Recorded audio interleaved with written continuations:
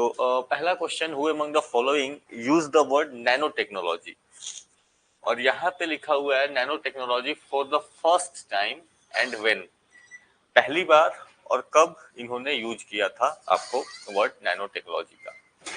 और इसमें आपको Richard Feynman, Norio Taniguchi, Eric Drexler and Sumio Iijima, तो ये दो आपको जापानीज दिख रहे हैं। और ये आपको इन्होंने नैनो टेक्नोलॉजी, इनमें से किसने सबसे पहले जो है नैनो टेक्नोलॉजी टर्म को आपको इन्होंने यूज करा था, फर्स्ट टाइम किसने किया था, तो ध्यान रखेंगे क्योंकि कई बार चीजें आपको याद रखने के लिए आपको कुछ ना कुछ पैटर्न बनाने पड़ते हैं। याद रखना कि नैनो टेक्नोलॉजी जो टर्म है ये आपको पहली बार गिवन था बाय नोरियो तानीगुची, ठीक है। तो एन, यहां से भी एन आपको कुछ लिंक करके आप इसको याद रखेंगे, नोरियो तानीगुची। ये आपको इन्होंने पहली बार बताया कि नैनो टेक्नोलॉजी क्या हो सकता है। एक बेसिक आइडिया इन्होंने दिया कि एटॉमिक लेवल पे, मॉलिक्यूलर लेवल पे हम एटम्स को या मॉलिक्यूल्स में कुछ ऐसे चेंजेस ला सकते हैं और कुछ चेंजेस ला सकते हैं, और उन चेंजेस की वजह से क्या होगी, इनकी फिजिकल एंड केमिकल प्रॉपर्टीज में बदलाव आएंगे। तो जब हम ऐसा करेंगे तो फिर हम उसको एक्सप्लॉइट कर सकते हैं फॉर डिफरेंट पर्पसेस, और ये आपको इन्होंने बेसिक आइडिया दिया। तो यहीं पे एक ग्राउंड वर्क जिसको कहते हैं, इनिशियल तैयारी करने का काम, वो आपको नोरियो तानीगुची ने किया। हालांकि ये ध्यान रखेंगे कि यहाँ पे आपको ये बाकी जो लोग हैं ये भी जुड़े हुए हैं नैनो टेक्नोलॉजी से, जैसे रिचर्ड फेनीमैन है, FENY है, ठीक है। वो रिचर्ड फेनीमैन जो है इनका भी नैनो टेक्नोलॉजी से जुड़ाव रहा। इन्होंने एक कह सकते हो कि कैसे मैनिपुलेट, जैसे इन्होंने नोरियो तानीगुची ने आइडिया दिया था कि मैनिपुलेट करेंगे तो हम कुछ चेंजेस ला सकते हैं। रिचर्ड फेनीमैन ने बताया आपको हाउ टू मैनिपुलेट, ठीक है। तो हाउ टू मैनिपुलेट कैसे कर सकते हैं उसको एटॉमिक लेवल पे, मॉलिक्यूलर लेवल पे, वो बेसिक आइडिया, वो कॉन्सेप्चुअलाइजेशन जो था, that was done by Richard Feynman, ठीक है। तो ये आपको ध्यान रखना है। और इनका, रिचर्ड फेनीमैन का देखोगे तो इनका ज्यादातर वर्क जो है वो क्वांटम मैकेनिक्स में लेकर के काफी फेमस आपको इनका ये दिखते रहते होंगे, इंस्टा वगैरह पे भी रिचर्ड फेनीमैन का को बहुत यूज किया जाता है। तो इनका क्वांटम मैकेनिक्स के ये काफी बड़े एक साइंटिस्ट रहे ये में लास्ट सेंचुरी में। तो रिचर्ड फेनीमैन, और इन्होंने आपको थोड़ा बहुत काम जो है नैनो टेक्नोलॉजी के मैनिपुलेशन को लेकर के भी किया है, ठीक है। इसके अलावा अगर हम बात करें, जो एरिक ड्रेक्सलर हैं, एरिक ड्रेक्सलर भी आपको जुड़े हुए थे from the nano technology, but Eric Drexler ने एक किताब लिखी थी, ठीक है। इन्होंने किताब लिखी थी engines of creation. Eric Drexler की किताब थी इंजन्स ऑफ क्रिएशन। इनका सिंपल सा आइडिया ये था कि हम नैनो टेक्नोलॉजी को किस किस फील्ड में यूज कर सकते हैं, ठीक है। तो आप इनको लिख सकते हो कि he envisioned the use of nanotechnology, ठीक है। और इसके वजह से जो है इस फील्ड में एक्साइटमेंट, लोगों का इंटरेस्ट जो है वो काफी ज्यादा बढ़ गया। तो ये तीनों के तीनों आपको जुड़े हुए हैं नैनो टेक्नोलॉजी से, बट आपको Eric Drexler, Richard Feynman, Norio Taniguchi, तीनों का अपना जो रोल है वो आपको देखने मिलेगा।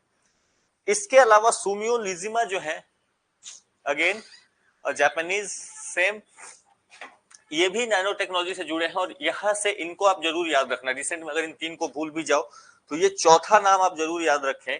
इसलिए याद रखें कि he discovered carbon nano tubes,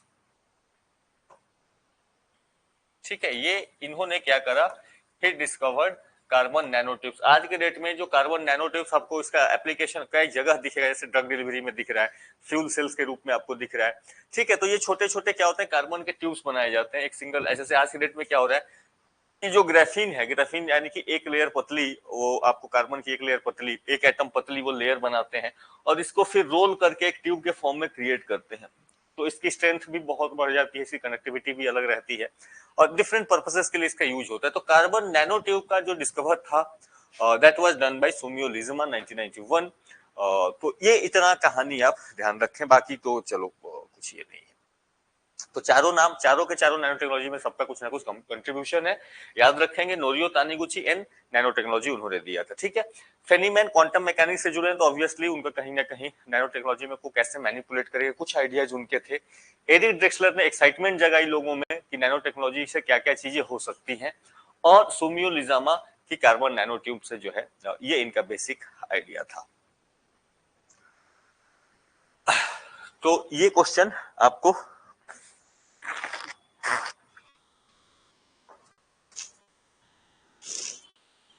done ना। चलो इसके बाद काफी इजी क्वेश्चन सेकंड वाला, which of the following technology of 21st century can do wonders in device miniaturization. तो इसमें से आप अगर देखोगे तो obviously atomic leech technique, nano technology, genecology and hydroponics. तो ऑब्वियसली इसमें से जो नैनो टेक्नोलॉजी ऑब्वियसली आपको क्वेश्चन चल भी रहा है कि क्या हो सकता है, तो डिवाइस मिनिएचराइजेशन की बात हो रही है। तो जो अभी तक मान लो ट्रांजिस्टर बनाते थे या कोई भी चीज आप बना रहे हो तो उसको अगर आप छोटे वर्जन में बना सको, तो नैनो टेक्नोलॉजी वही काम क्या करिए, छोटे फॉर्म में बना रही है। तो इजी क्वेश्चन था करना, लेकिन यहाँ से जो है इन दोनों टर्म्स का भी मतलब आप जानना चाहिए आपको कि ये क्या है।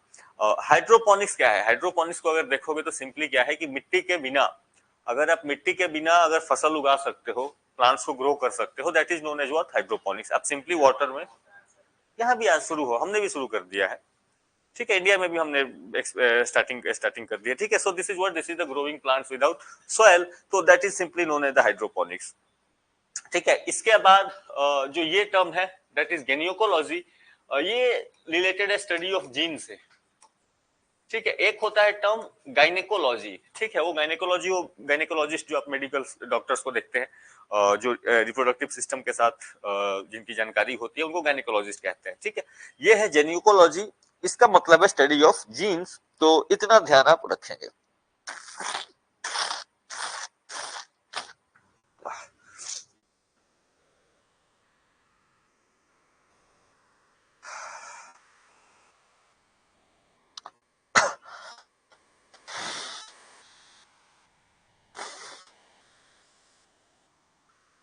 चलो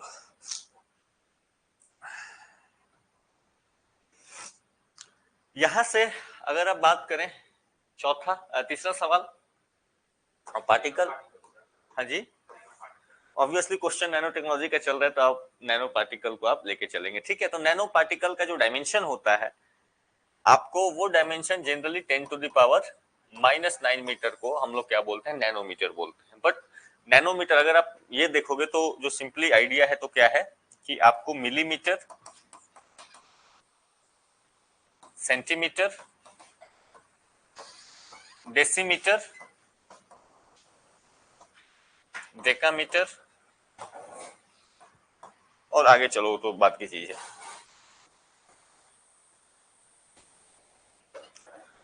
अब लेकिन इसके अगर आप पहले आओगे तो मिलीमीटर कितना होता है, मिलीमीटर को अगर मीटर में कन्वर्ट करोगे तो those that is 10 to the power -3 metre, millimetre. Centimetre 10 to the power -2 के टर्म्स में जाता है। और मिलीमीटर से जब आप छोटा करते हो, you find macrometre, that is known as, sorry, micrometre, not macrometre, micrometre. Micrometre का जो रेंज है that is 10 to the power -4 से 10 टू द पावर -6 मीटर के रेंज में आपको जो पार्टिकल्स होते हैं उसको कहा जाता है माइक्रोमीटर। जो आप ये साइन देखते हो ना, इस फॉर्म में लिखा मिलता है, ठीक है, तो माइक्रोमीटर ये हो जाता है। और जब आप -7 से नीचे जाते हो, 10 टू द पावर -7 से 10 टू द पावर -9 वाले रेंज में जाते हो, तो फिर ये हो जाता है आपको नैनोमीटर, ठीक है। तो ये बस सिंपली इसका रेंज जो है आप याद रखेंगे तो ये क्वेश्चन जो है काफी आसान है, ठीक है।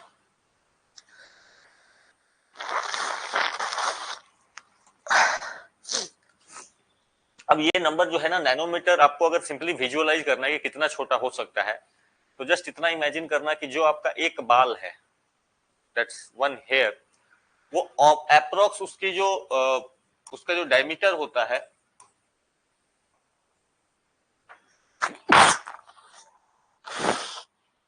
ठीक है, वो 80,000 नैनोमीटर्स का होता है। तो जस्ट इमेजिन कि हम किस स्केल की बात कर रहे हैं। हाँ जी, हाँ जी। आरबीसी जो रेड ब्लड सेल्स होते हैं वो भी करीब करीब सॉरी 7000 नैनोमीटर ऑलमोस्ट। आज हो गया है मेरा काम। हाँ जी, हाँ वो मौसम ही लग गया। किसका? हाँ जी, टू का आंसर बी ही है।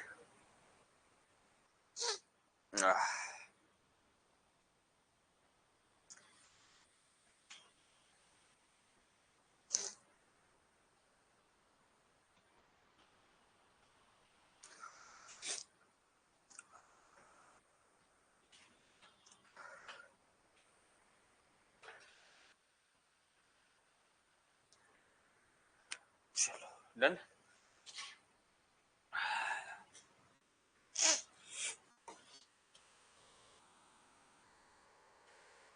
इसके बाद question number 4, the most important property of a nano material. अब इसका जो है कि क्या है इंपॉर्टेंट प्रॉपर्टी, फोर्स है, फ्रिक्शन है, प्रेशर है या टेम्परेचर है।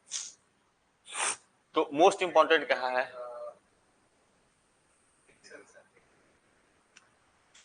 देखो ये सवाल थोड़ा पुराना है, ठीक है, बट हाँ जी बता दो। चलो एक एक करके पहले ऑप्शंस को देखते हैं, फिर आते हैं कि क्या हो सकता है। चलो आपने कहा क्या? फ्रिक्शन। ये फ्रिक्शन का जो आइडिया है कि नैनो पार्टिकल्स क्या होते हैं, इनका साइज काफी छोटा होता है, साइज बहुत छोटा होता है। तो साइज बहुत छोटा होने की वजह से इनका जो सरफेस एरिया है वो क्या हो जाता है? बढ़ जाता है। साइज छोटा होगा तो साइज के कंपैरिजन में जो सरफेस एरिया होगा उसका क्या होगा? वो ज्यादा होगा। अब साइज कम है, सरफेस एरिया ज्यादा है, और जब ये इंटरैक्ट करेंगे इन्वायरमेंट में, इंटरैक्ट करेंगे तो क्या होगा? बिकॉज ऑफ इंटरैक्शन इन पे फ्रिक्शन का फोर्स ज्यादा लगने का चांस है। क्यों? क्योंकि साइज छोटा है बट सरफेस एरिया ज्यादा है, तो फ्रिक्शन ऑब्वियसली इस पे क्या होगा? ज्यादा लगेगा। तो ठंड लग रही तो बंद कर लो, ऐसा नहीं कि तुम्हें भी फिर मेरी तरह करना पड़े, तो दोनों बैठ के करते रहेंगे हम लोग यही। ठीक, ठीक है। तो सिंपल सी बात है कि सरफेस एरिया इंक्रीज होगा तो फिर आपको इस तरीके की चीजें देखने मिलेंगी, और इस प्रॉपर्टी की अपनी यूज है। जैसे मान लो इस प्रॉपर्टी को हार्नेस किया जाता है कहीं पे, जैसे ड्रग डिलीवरी वगैरह के जो केसेज होते हैं कि नैनो पार्टिकल्स का यूज करके बॉडी के किसी पार्ट में आपको ड्रग पहुंचाना है, तो वहां पे आपको सरफेस एरिया को आप हार्नेस करते हो, फ्रिक्शन को हार्नेस करते हो, ताकि लंबे टाइम तक वो धीरे धीरे ड्रग को क्या करता रहे? डिलीवर करता रहे। तो obviously this is one idea जहां पे कि ये चीजें हो सकती हैं। बट इसके अलावा फोर्स का क्या लगता है? फोर्स हो सकता है?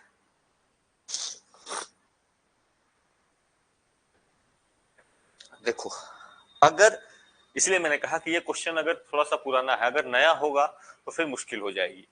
क्यों? क्योंकि आज के डेट में ग्राफीन जैसे पार्टिकल्स बन चुके, ग्राफीन जैसे नैनो मटेरियल्स बन चुके हैं, और ग्राफीन जो है नैनो मटेरियल्स वो इतना स्ट्रॉन्ग है कि that is even stronger than diamond. ठीक है, उसकी जो टफनेस है वो डायमंड से भी ज्यादा मानी जा रही है, उसकी जो टफ उसकी उसकी जो स्ट्रेंथ है वो स्टील से भी ज्यादा है। एंड वो कैसे पॉसिबल हो रहा है? बिकॉज अगेन कि उसके उसका साइज तो छोटा है बट उसके उसकी जो कैपेसिटी है, जो उसकी स्ट्रेंथ है, जैसे ग्राफीन हो गया तो इसकी स्ट्रेंथ जो है वो क्या है? काफी हायर है, इवन हायर देन स्टील। तो फिर ये क्या हो गई? ये उसकी एक और प्रॉपर्टी हो गई जो आपको बेहतर दिखेगी। यानी कि अगर आप उसके स्ट्रेंथ टू वेट रेशियो की बात करो, जितना उसका वजन है, आज के डेट में आप सुनते होंगे गाड़ियों में या ऑटोमोबाइल्स में हो गया, एरोप्लेन्स में हो गया, नैनो मटेरियल का यूज हो रहा है।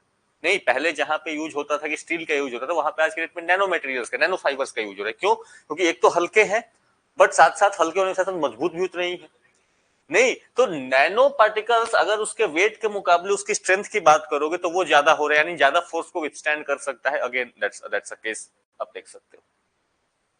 तो ये अपनी जगह पे इसका इंपॉर्टेंट हो जा रहा है। मान लो आप स्ट्रक्चर बनाने के लिए कुछ भी स्ट्रक्चरल कंपोनेंट्स बना रहे हो, आप कंस्ट्रक्शन के लिए यूज करोगे या ऑटोमोबाइल्स के लिए यूज करोगे, तो वहां पे फिर आपको इसकी इंपॉर्टेंस भी बनती हुई दिखेगी।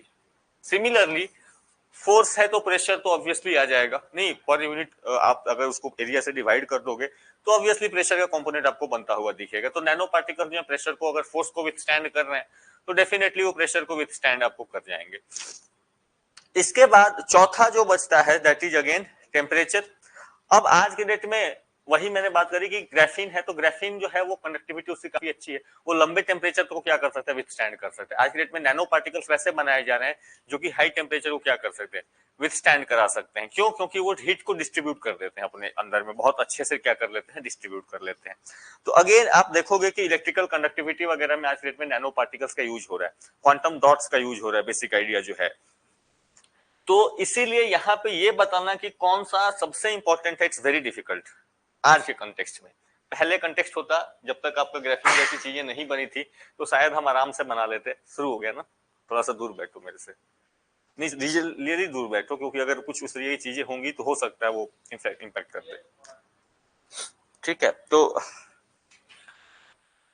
ये चीजें मुश्किल हो जाएंगी बताना। यानी कि आज के डेट में नैनो मटेरियल्स का इंपॉर्टेंट प्रॉपर्टी डिपेंड करेगा कि आप उसको किस चीज के लिए यूज कर रहे हो, राइट। ये आप देखो कि जरूरत के हिसाब से उसकी इंपॉर्टेंट प्रॉपर्टी होगी ना।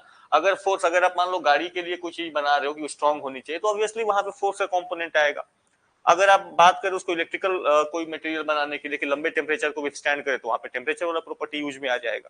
ठीक है, तो आज के डेट में इसका आंसर जो है बताना मुश्किल है कि किसको आप, नॉट मुश्किल मतलब कहने का मतलब in the sense it depends on the use आप जिसका कर रहे हो। आपने ठीक कहा, जो जिस टाइम का क्वेश्चन है वहां पे इसका आंसर फ्रिक्शन था, बट अगेन अभी के डेट में we will not be sure. ठीक है, it depends on the material. अरे नहीं आएगा बाबा, अगर आ जाएगा तो चैलेंज हो जाएगा ना फिर आज के डेट में। अगर ऑल हो जाएगा फिर ना। मैंने सिंपल से आपको बात क्या बताई कि आप किसके लिए यूज कर रहे हो। क्वेश्चन क्या पूछ रहा है, the most important property of nano materials. तो ये डिपेंड करेगा ना आप किस यूज में उसको ले रहे हो। प्रॉपर्टी अगेन यहाँ पे कुछ सिंपल नहीं, प्रॉपर्टी सिंपल नैनो मटेरियल क्या होता है, भाई उसका सरफेस एरिया ज्यादा होता है, दैट्स इट। उसका साइज छोटा होता है, सरफेस एरिया ज्यादा होता है। तो इस बेसिस पे आप ये नहीं कह सकते कि इसकी मोस्ट इंपॉर्टेंट प्रॉपर्टी क्या है। आज के डेट में वो सारी प्रॉपर्टी जो यहाँ पे लिखी हुई है वो अलग अलग नैनो मटेरियल्स एग्जिबिट कर रही है। आप किस पे फोकस कर रहे हो, that depends on your choice कि आप उसको किस लिए यूज कर रहे हो। ठीक है, तो ये ध्यान रखना। हाँ, ऑल में करके आ जाए कि हाँ ये क्या ये प्रॉपर्टीज है नैनो मटेरियल्स में, तो ऑब्वियसली आज डेट में ये सारी की सारी प्रॉपर्टी जो है ये आपको बनता हुआ दिख रहा है। ठीक है,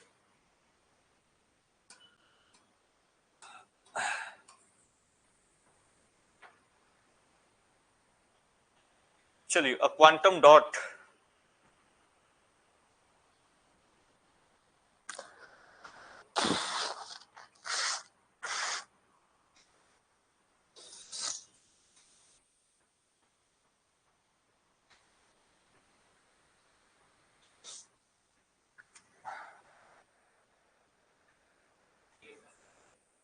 हाँ जी बताइए, आराम से पढ़िए क्वेश्चन को और फिर अटेम्प्ट कीजिए। क्वांटम डॉट क्या है?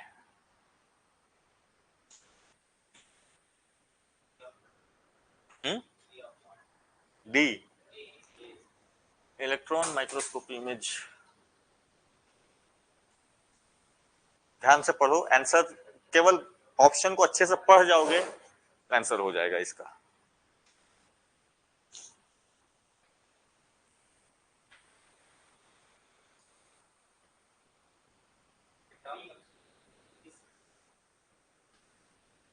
B, nanoscale analogue of radio antennas. Okay, देखो पहला टर्म क्या कह रहा है, आपने ऑप्शन ए मारा, ये क्या कह रहा है, electron microscopy image of nano structures. Image of nano structure को क्वांटम डॉट कहेंगे, ये ऐसा ऐसा कोई चीज नहीं बन रहा है, नहीं वो डॉट हो जाएगा ना, उसको फिर क्वांटम डॉट क्यों कहेंगे। ठीक है, सिंपल सी इमेज कहेंगे। Nanoscale analogue of radio antennas, radio antennas का को छोटे स्तर पे आप बनाओ, उसको आप कहो रेडियो एंटीना जो हुआ करता था उसको छोटे स्तर पे बना दो, तो फिर आप बोलो कि ये जो है क्वांटम डॉट है। नॉट इम्पैक्ट, क्योंकि एंटीना हमने बताया था एंटीना का साइज किस पे डिपेंड करेगा कि किस फ्रीक्वेंसी को आप यूज करते हैं। अब फिक्शनल नैनो रोबोट की कोई कहानी में किसी ने कह दिया, ठीक है, फिक्शनल नैनो रोबोट का मतलब वही है ना, एक काल्पनिक नैनो रोबोट। तो एक जो चीज काल्पनिक है उसको नाम क्यों रखेंगे हम अभी, नहीं, ठीक है। चौथा जो है, हाँ जी, तो यहाँ पे जो है क्वांटम, देखो सिंपल सी बात है ना, क्वांटम की बात जब हो रही है तो क्वांटम की मतलब है कि वो कहीं ना कहीं नैनोमीटर स्केल पे ही डील कर रहा है या उससे भी कम स्केल पे चला जा रहा है। क्वांटम डॉट, तो ये क्या है, ये एक semiconductor nano structure. Quantum dot का बेसिक आइडिया क्या होता है, ये आपको ये जो एक तरीके से आप कह सकते हो कि नैनो लेवल के ये आपको ट्रांजिस्टर्स का रूप काम करते हैं, ये नैनो लेवल पे बनाए गए ट्रांजिस्टर्स हैं। ये जो क्वांटम डॉट का जैसे होता क्या है कि मान लो पहले क्या होता था कि आपकी यहाँ पे एलसीडी स्क्रीन बनी या एलईडी स्क्रीन बनी, ठीक है, तो एलईडी स्क्रीन में क्या हुआ करती थी पहले के टाइम में कि इसमें छोटे छोटे छोटे छोटे क्या लगेंगे, एलईडी बल्ब लगाए जाएंगे। नहीं, आप ऐसे देखोगे ऐसे एलईडी बल्ब होते हैं, ये स्क्रीन में कहीं ना कहीं इसी तरीके से एलईडी बल्ब लगे हुए हैं और उस बेसिस पे ये जल रहा है। अब इसमें क्या होता था कि ये आप मान लो इस एलईडी बल्ब का साइज कितना छोटा करोगे, वो एक लिमिटेशन है उसकी। तो फिर इन्होंने क्या करा, इन्होंने कहा कि नहीं, अब हम बल्ब नहीं लगाएंगे, यहाँ पे कुछ वैसे स्पेसिफिक मटेरियल्स डालेंगे जो कि सेमीकंडक्टर से बने हुए होंगे और उनको बस ऐसे डॉट के फॉर्म में इनको क्या किया गया है, ऐसे डाला गया, बहुत छोटे साइज का। बट ये जो छोटे छोटे डॉट्स होते हैं ये स्पेसिफिक मटेरियल से बनाए जाते हैं। ये काम किसका करते हैं, ये काम कर देते हैं आपका एलईडीज का। जो काम एलईडी कर सकते हैं, एलईडी का काम क्या है, कलर को डिस्प्ले करना। जब लाइट उनको करंट दी जाएगी तो वो क्या करेंगे, डिफरेंट वेवलेंथ ऑफ लाइट को एमिट करेंगे, यही तो काम है ना आपका एलईडीज का। कहा कि ये काम जो है, ये काम ये आपको एक छोटे छोटे ऐसे नैनो पार्टिकल्स डॉट्स भी कर सकते हैं। उनको जब स्पेसिफिक लाइट दी, उनको करंट सप्लाई करी जाएगी तो ये एक स्पेसिफिक वेवलेंथ के लाइट को क्या करेंगे, एमिट करेंगे। तो जो काम ये कर रहे थे वही काम ये करेंगे। तो यहां से कॉन्सेप्ट आया क्वांटम डॉट्स का। अब वहां पे एलईडी की जगह उन छोटे छोटे डॉट्स का यूज हो रहा है। नहीं, ये करंट काफी नई टेक्नोलॉजी है ये, ठीक है, ये काफी क्या है, ये नई टेक्नोलॉजी है क्वांटम डॉट के फॉर्म में,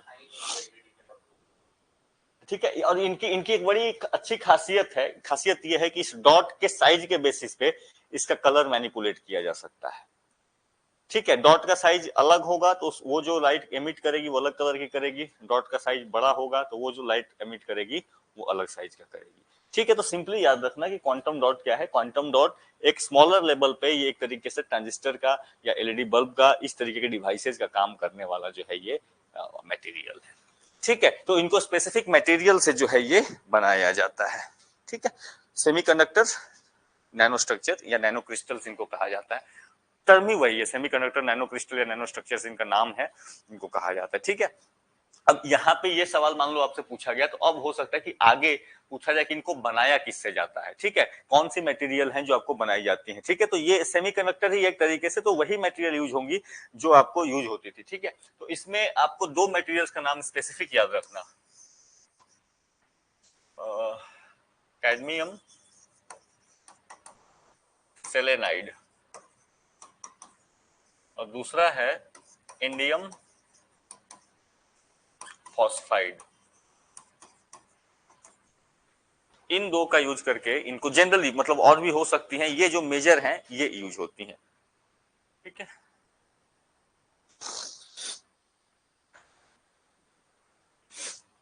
एक चीज और भी लिख सकते हो इसमें ऐड कर लो, लीड सल्फाइड, क्योंकि लेड वाला जो है वो कॉमन नहीं है बट हाँ थोड़ा सस्ता है लेड सल्फाइड।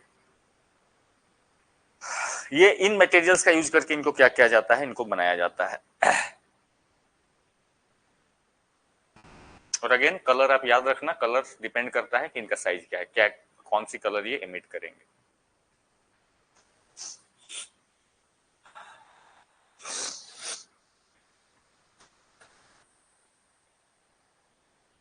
चलो,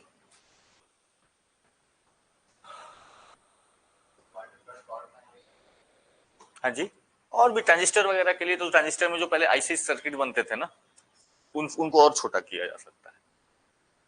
जैसे जो सेमीकंडक्टर में क्या होता था, आईसी जो इंटीग्रेटेड सर्किट्स बनती थी, तो इंटीग्रेटेड सर्किट्स ऑलरेडी पहले से छोटी हो चुकी हैं, पहले ट्रांजिस्टर यूज हुआ करते थे, अब उनको छोटे छोटे छोटा करते करते सेमीकंडक्टर है तो छोटा किया।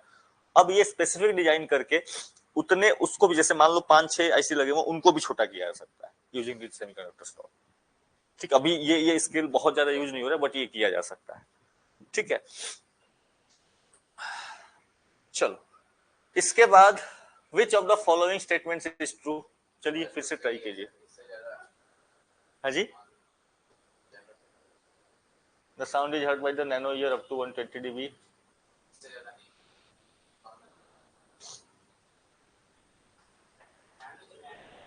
अरे कुछ छोटा है कान की मशीन, ठीक है, नैनो ईयर।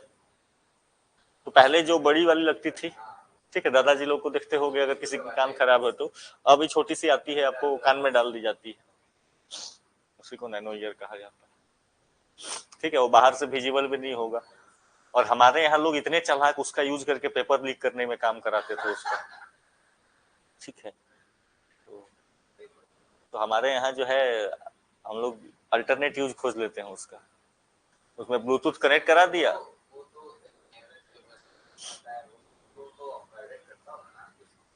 अरे यहाँ सब हो जाता है बाबा, इन्होंने, मैंने डिवाइसेस देखी थी एक्चुअली कैसे बनाते हैं। वो नैनो जो ईयर था उसको लिया, उसमें थोड़े बहुत चेंजेस किए, उसको ब्लूटूथ कनेक्टिविटी से बना दिया, ठीक है। और ब्लूटूथ को क्या किया, ऐसे डिवाइसेज बनाई कि जिसको चश्मे में वो ब्लूटूथ की डिवाइस या जूते में काट के ब्लूटूथ रिसीवर क्योंकि दूर रहेगा, ठीक है, वो बना दिया और now they are connected with phone और काम चल रहा है उनका।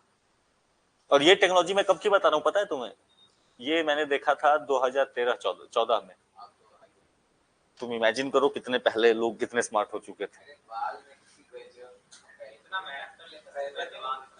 अरे वो आया था ना नीट वाला एक, कि बीच में उसको एक दिन पहले पेपर मिल गया था, ठीक है। वो उसके उसके अंदर देखो कितनी ये रहेगी, उसको एक दिन पहले पेपर मिल गया नीट का, तभी भी वो 120 मार्क्स लेके आया, उससे ऑप्शन नहीं याद हुए बस। तो कितनी लेथार्जिक कहानी है लोगों की। उसके उसके पिताजी भी सोच रहे होंगे भाई किसको मैं डॉक्टर बनाने चला। ठीक है, नैनो ईयर है, आ जाओ लगाओ दिमाग क्या हो सकता है आंसर में।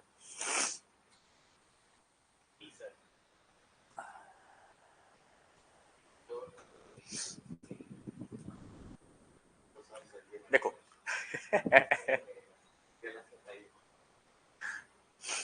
नहीं गलत, सही तो एक ही है, सही तो एक ही है।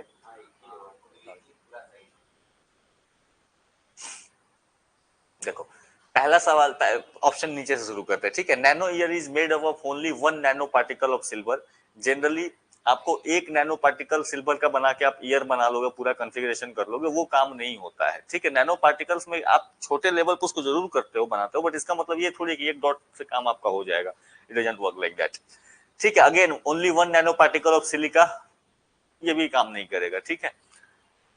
इसके बाद जो ऑप्शन ए है, the sound is heard by the nano ear up to 120 decibel. 120 decibel तुम्हें लग रहा है नॉर्मल ह्यूमन ईयर के लिए भी कितना ज्यादा होता है? 120 decibel is too high noise, आदमी जो है परेशान होने लगता है, ठीक है। उसको लंबे देर तक सुना लोगे 120 डेसिबल की साउंड तो उसकी हालत खराब होने लगेगी। तो obviously 120 decibel up to 120 decibel हो सकता था, पॉसिबल डेफिनेटली था कि अब तो सुन सकता था, but up to 120 decibel generally अब आप कंफ्यूज हो गए कि इसको चुनूं कि मैं इसको चुनूं। उसके अलावा low noise up to 6 dB is heard by the nano. अब देखो सिंपल सा मतलब है, जिनको कम सुनाई देता है उसका मतलब क्या होता है कि उनकी जो, उनको अगर धीरे बोलोगे तो नहीं सुनाई देगा, नहीं तो आप आपका जो डिवाइस होता है वो उसको थोड़ा सा मॉड्यूलेट करता है, उसको थोड़ा ऊपर चढ़ा देता है एंड देन उनको सुनाता है। तो पर्पस यही है ना कि अगर आप 60 डेसिबल अगर साउंड का जो स्ट्रेंथ है वो कम है तो उसको थोड़ा सा चढ़ाए बढ़ाएगा और बढ़ा के देन उनके लाइक बना देगा कि दे कैन।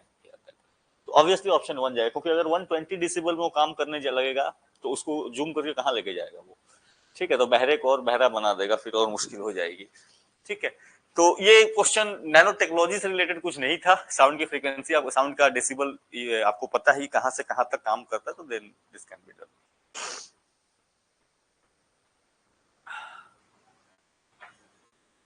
ये ऑप्शन बताइए, अच्छा क्वेश्चन है।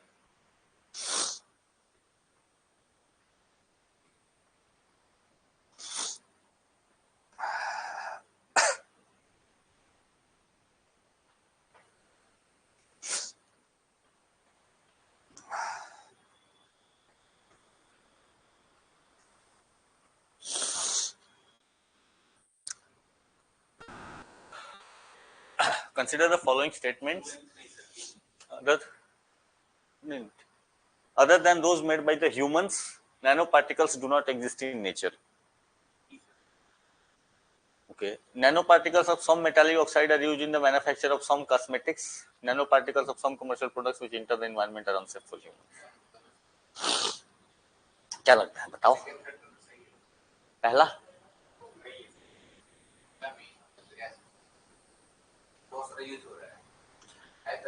Nano particles other than those made by humans, कहने का मतलब क्या नेचुरली नैनो पार्टिकल्स एग्जिस्ट करते हैं? ऑब्वियसली करते हैं। उतने छोटे साइज के पार्टिकल्स ऑब्वियसली आपको एग्जिस्ट करते हैं। जैसे गैसेस, जैसे मान लो वोल्केनिक इरप्शन, बहुत से छोटे छोटे पार्टिकल्स जो है उसमें निकलते हैं, ठीक है। पॉलेंस जो होते हैं उसमें भी बहुत, उनका जो साइज होता है वो काफी छोटा होता है। तो इस तरीके की चीजें आपको देखने मिलती हैं। तो पहला ऑप्शन आपका गलत हो जाता है। अब जैसे ही आपने पहला ऑप्शन को हटाया, आपके पास दो ऑप्शन बचते हैं, ओनली 3 and 2 and 3 नहीं, यानी कि 3 तो सही ही सही है, उसमें कोई समस्या ही नहीं है। Obviously nano particles of some commercial product चला है, तो कोई ऐसा नहीं होगा कि 100% टेस्टिंग करा के कि नहीं नहीं भाई मेरा नैनो पार्टिकल जो एकदम सेफ है। तो वो ऑब्वियसली ना सम कमर्शियल प्रोडक्ट, उसने टर्म ही ऐसा यूज किया कि बहुत वाइडर आपको ऑप्शन दे दिया। तो 3 ऑप्शन सही है। बचता है कि ऑप्शन 2 सही है कि नहीं। अगर ऑप्शन 2 सही हुआ तो ऑप्शन डी जाएगा, और नहीं तो फिर बी जाएगा। सो इन्होंने कहा कि ऑफ सम मेटालिक ऑक्साइड, कुछ मेटालिक ऑक्साइड्स जो है इनको यूज किया जाता है in the manufacturing of some, आपको जो है कॉस्मेटिक्स। तो ये भी आपको जो है टर्म ट्रू है। इसलिए ट्रू है कि बहुत सारे जो सनस्क्रीन वगैरह होते हैं, ठीक है, तो जैसे आपको जो यूवी प्रोटेक्शन वगैरह देते हैं उनमें जिंक ऑक्साइड नाम की नैनो पार्टिकल्स का यूज होता है, ठीक है। या फिर वो छोड़ो ना, जैसे आप देखते होगे कोई जो फेस वॉश वगैरह आता है, या चलो कोई भी कॉस्मेटिक होता है ना, उसमें भी नैनो पार्टिकल्स का यूज किया जाता है ताकि वो आराम से क्या कर जाए, स्प्रेड हो जाए, ठीक है। उसमें छोटे छोटे दाने इस तरीके से डाल जाते हैं कि आराम से आपके गालों पे क्या हो जाए, स्प्रेड हो जाए। तो कॉस्मेटिक्स में डेफिनेटली आपको बहुत सारे जो नैनो पार्टिकल्स हैं उनका यूज आपको होता है, ठीक है। तो ये टर्म आप ध्यान रखेंगे। कमर्शियल प्रोडक्ट्स में ऑब्वियसली वैसे आपको कमर्शियल प्रोडक्ट्स मिलेंगे, जैसे कि ये भी कॉस्मेटिक्स ही हो गया। इवन कॉस्मेटिक्स में जो है यूज होता है, एक होता है जिसको कहा जाता है फ्लोरेंस, ये एक नैनो पार्टिकल है। ये जब इन्वायरमेंट में जाता है ये टॉक्सिक माना जाता है इन्वायरमेंट के लिए, ठीक है। तो इस तरीके की चीजें जो है आपको मिलेंगी बहुत सारे। और इवन आज के डेट में जो कार्बन नैनो ट्यूब वाली बात हो रही है, कार्बन नैनो ट्यूब आज के डेट में बन गई है। तो कार्बन नैनो ट्यूब का यूज जो है स्ट्रेंथ वगैरह बढ़ाने के लिए करी जाती है। और कार्बन नैनो ट्यूब में दिक्कत ये है कि माना था कि अगर कार्बन नैनो ट्यूब को किसी ने इनहेल कर लिया तो उस पर भी सेम असर होगा जो एस्बेस्टस इनहेल करने पे होता है, ठीक है, सिलिकॉन जो प्रॉब्लम होता है। तो ये चीजें जो है आपको, और दोनों को ये दे दिया था ना अनसेफ फॉर ह्यूमंस, तो काम आपका खत्म है, ठीक है। इजी है, नेचर में एग्जिस्ट करता है, कोई इसकी समस्या है नहीं। तो ऐसे सवाल आए तो आसान है।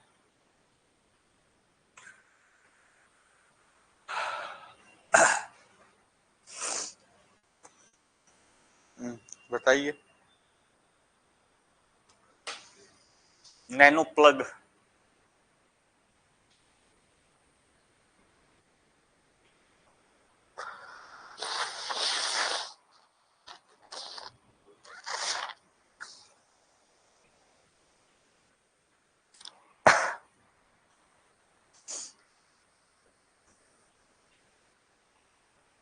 सी रॉकेट लॉन्चर, कभी सुना? हाँ जी, देखो नैनो प्लग जो है, बुलेट साइज को छोटा कर दोगे तो फिर बुलेट का इंपैक्ट खत्म हो जाएगा। बुलेट का बेसिक जो इंपैक्ट है तो काइनेमेटिक इंपैक्ट देता है। साइज बड़ा होगा, मोमेंटम ज्यादा जनरेट करेगा, हिट ज्यादा करेगा, उसकी रेशियो ज्यादा होगी। दूसरा जो है, तीसरा जो है ऑप्शन स्मॉल रॉकेट लॉन्चर। इतने छोटे लेवल पे रॉकेट लॉन्चर अभी तक कुछ बना नहीं है। ऑब्वियसली कह सकता है, बट हाँ, नहीं नहीं नहीं, आई अंडरस्टैंड जो आपका पॉइंट ऑफ व्यू है, मैं समझ रहा हूँ कि आप उसमें कोई एक पोर्शन में या कहीं पे भी उसको उसको बिल्कुल बिल्कुल बिल्कुल बिल्कुल। बट इसने क्या बोल दिया, सिंपली टर्म को समझो।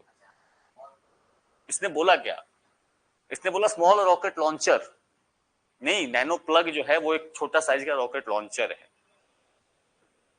ठीक है। और तो तीसरा ऑप्शन जो है that is the nano plug जो है आपका, that is small hearing aid, उनको नैनो प्लग ही कहा जाता था।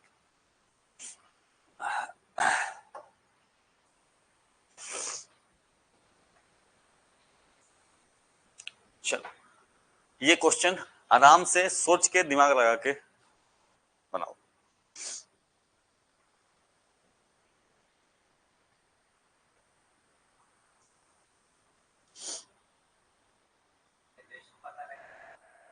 हाँ फिर भी बताओ, जनरेशन में क्या होता है, आप और बेहतर करते जाते हो, हर जनरेशन के साथ आप क्या करते हो, अपनी क्षमताएं बढ़ाते जाते हो।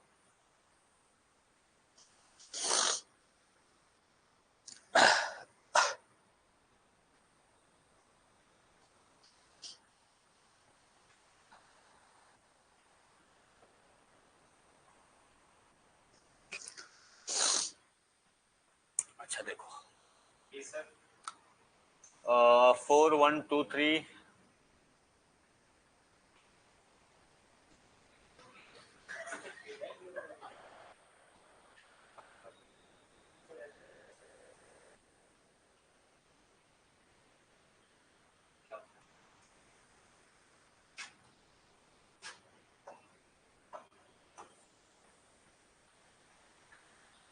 एरोसोल क्या है देखो, सबसे बेसिक लेवल पे अगर हम बात करेंगे, जनरेशन 1 to 4 की अगर बात करते हैं, ऑब्वियसली जनरेशन 1 जो होगा बहुत क्रूड फॉर्म में आप उसको क्या कर रहे होंगे, यूज कर रहे होंगे, उसमें बहुत ज्यादा आप डिजाइन वगैरह चीजें वगैरह नहीं कर पा रहे होंगे।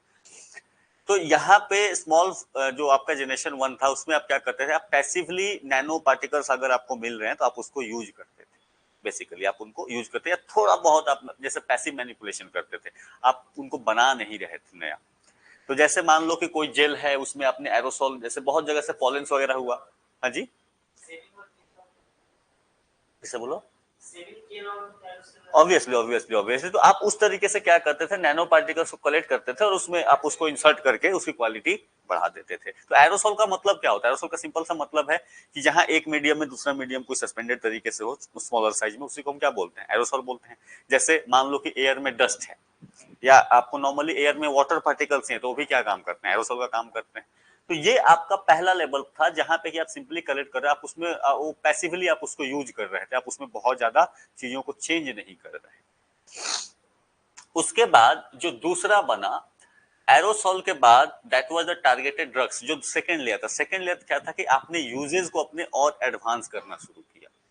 आप अभी भी ड्रग, आप भी अभी भी आप यहाँ पे बना नहीं रहे हो, बनाने की बात कहाँ पे हो रही है, यहाँ पे हो रही है ना मैन्युफैक्चरिंग। अभी यहाँ पे क्या था, टारगेटेड रस, यानी आप नैनो पार्टिकल्स को खोजो, पकड़ो, निकालो, जहां से भी निकालो और उसको देखो कि क्या ये इसके पास कुछ खास है, जैसे कि मान लो ये खास टेम्परेचर के साथ रिएक्ट करता है या खास किसी बायोलॉजिकल सेल के किसी पार्ट के साथ रिएक्ट करता है। अगर वैसा करता है, आपने उसको खोजा and then use it for the drug delivery.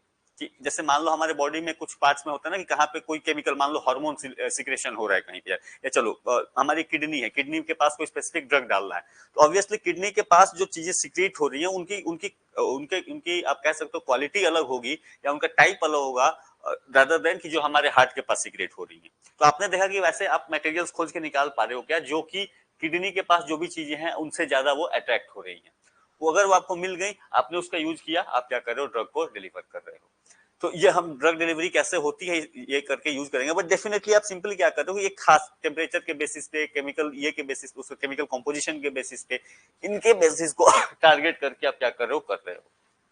That is the generation 2।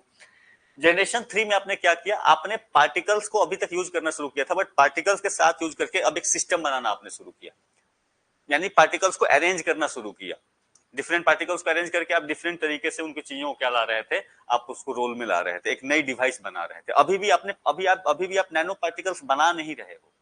अभी आपने क्या करा, यहाँ पे सिंपली एक एक नैनो पार्टिकल्स का यूज करके अपने ब्रॉडर लेवल पे यूज कर लिया और उसको कि थोड़ा बहुत आपको पैसिवली मैनिपुलेट करके। बट तीसरे में आप क्या किए, आप डिफरेंट पार्टिकल्स को लेकर के अब नेटवर्क बनाना आपने स्टार्ट कर दिया। You can create a different type of structure using the nano particles. तो ये आपकी क्या हो जाएगी, जनरेशन 3 हो जाएगी। और सबसे लास्ट में आप क्या करोगे कि आप खुद से, now you are creating the nano particles yourself. अब आप खुद से क्या करो, नैनो पार्टिकल बनाना। जैसे एग्जांपल क्वांटम डॉट, तो इसके पहले आप यूज कर रहे थे जो आपको मिल रहे थे, बट क्वांटम डॉट आपने सीख लिया कि मुझे कैसे बनाने का है नैनो पार्टिकल्स को, आप उसके साथ कैसे छेड़छाड़ करोगे। तो इस तरीके से नैनो पार्टिकल्स जो है या नैनो टेक्नोलॉजी जो है, इसको जनरेशन में बांटा जाता है। ठीक है, लिख लो, अगर लिखना चाहते हो मैं थोड़ा सा लिखवा देता हूँ। लिख लो, generation 1, generation 1,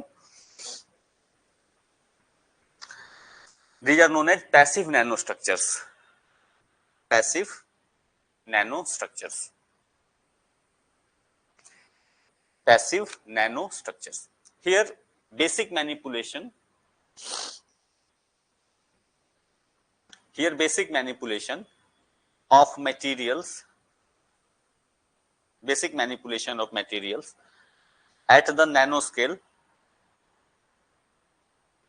at the nanoscale is done, at the nanoscale is done. Simple basic manipulation, जैसे आपने क्या करा, एरोसोल, आपने जो छोटे छोटे नैनो पार्टिकल्स हैं उसको गैस में या लिक्विड में थोड़ा सा इंसर्ट कर दिया, ये क्या बन गया, एक एरोसोल बन गया, ठीक है। Generation two, generation 2, that is the active nanostructure, active nanostructure. Here nanostructures, here nanostructures with specific functionalities, nanostructures with specific functionalities are used.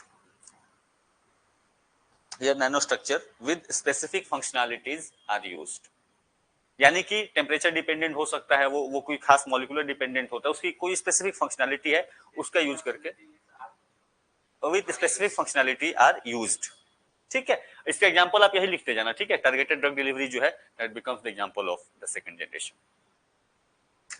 जो तीसरा है third one, third generation, that is the system of nano systems, system of nano systems. इसमें थोड़ा सा लिख लो, integration of multiple nano structures, integration, integration of multiple nanostructures to create a complex system, to create a complex system, ठीक है। तो 3D networking की बात हो रही है, आप एक से ज्यादा नैनो पार्टिकल्स को क्या करो, अरेंज करो, जोड़ो रहे हो, to create a complex system. Generation 4,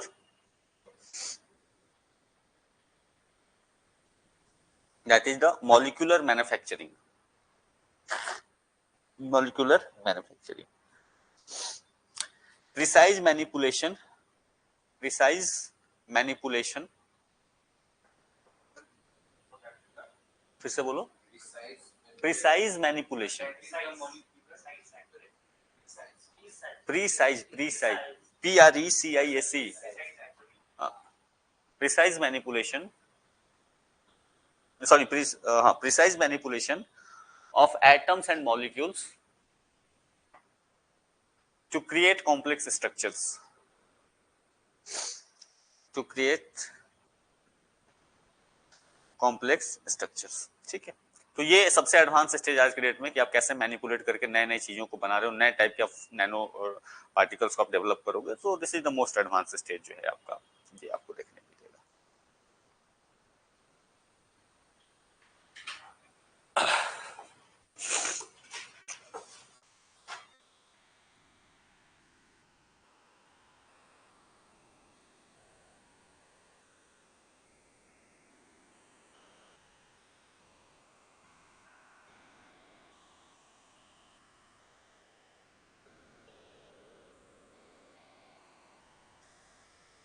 So providing targeted drugs through nanotechnology, यानी targeted drug delivery has been made possible, ये कहानी तो हम देख ही चुके हैं, नहीं कि targeted drug delivery होगा।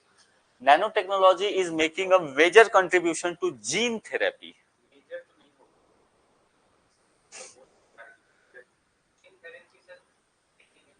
हाँ वही है, ठीक है, आप जीन्स को मैनिपुलेट कर रहे हो,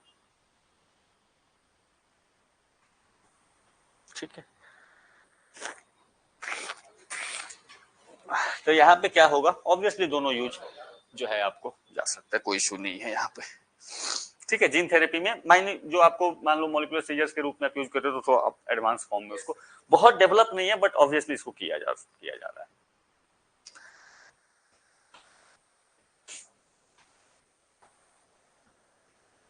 चौथा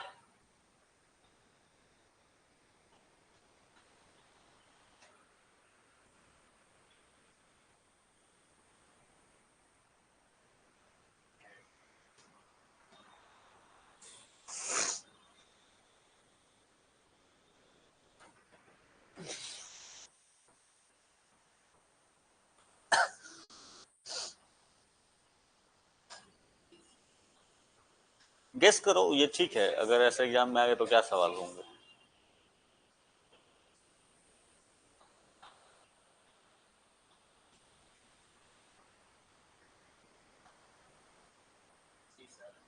ऑब्वियसली ऑप्शन इज सी, क्योंकि देखो न्यू स्पीसीज ऑफ ईथर तो अनडिस्कवर्ड ह्यूमिंग बर्ड, तो ह्यूमिंग बर्ड का नया स्पीसीज डिस्कवर भी होगा तो उसको फिर नैनो ह्यूमिंग बर्ड, छोटा साइज में, कुछ सेंस नहीं बन रहा है इनका। ठीक है, हाँ जी। Extremely small electric car that can take 360 degree turn, again ना स्मॉल इलेक्ट्रिक कार बना के उसमें बिठा करोगे क्या? ठीक है, जब एक्सट्रीमली स्मॉल बना दिया तो उसको क्यों भाई, क्यों कार, क्या बच्चे के खेलने के लिए है क्या वो? तो उसका कोई एप्लीकेशन नहीं बनता है। A new variety of honey bee, तो हनी बी को हमिंग बर्ड क्यों लिखेंगे, वो खुद की एक स्पीसीज है, वो उसकी नेमिंग वैसे क्यों करेंगे? चौथा जो है that is option C, that is pocket size unmanned spy plane developed in the USA. तो सिंपल सी बात है, हमिंग बर्ड का साइज छोटा होता है, आप जब स्पेस आप जो स्पाई प्लेन बनाओगे छोटे साइज का होगा, तो it can do the recognitions वगैरह वाली जो चीजें हैं, नजर रखने वाली चीजें। तो इसको नाम कहीं न्यूज में आया होगा कुछ लेकर के, उसको उठा करके इन्होंने पूछ दिया, नहीं भी पता था तो हो सकता है। ठीक है, बीपीएससी के ही क्वेश्चन हैं। हाँ जी, नहीं पूछा है मुझे, तो बोला गया कि बीपीएससी के ही क्वेश्चन हैं, आपको भेज देता हूँ। चलो, पक्का। चलो तो होगा, मतलब किसी ना किसी एग्जाम, पीसीएस एग्जाम का ही होगा डेफिनेटली, ऐसा नहीं है कि किसी ने बनाया नहीं होगा, वो एग्जाम्स में पूछे गए सवाल ही होंगे। यूपीएससी वाले तो नहीं है, यूपीएससी वाले कुछ कुछ हैं, तो मैं बता दूंगा कौन सा है। कुछ और पीसीएस का होगा, ऑब्वियसली होगा। अच्छा अच्छा अच्छा, चलो कोई नहीं।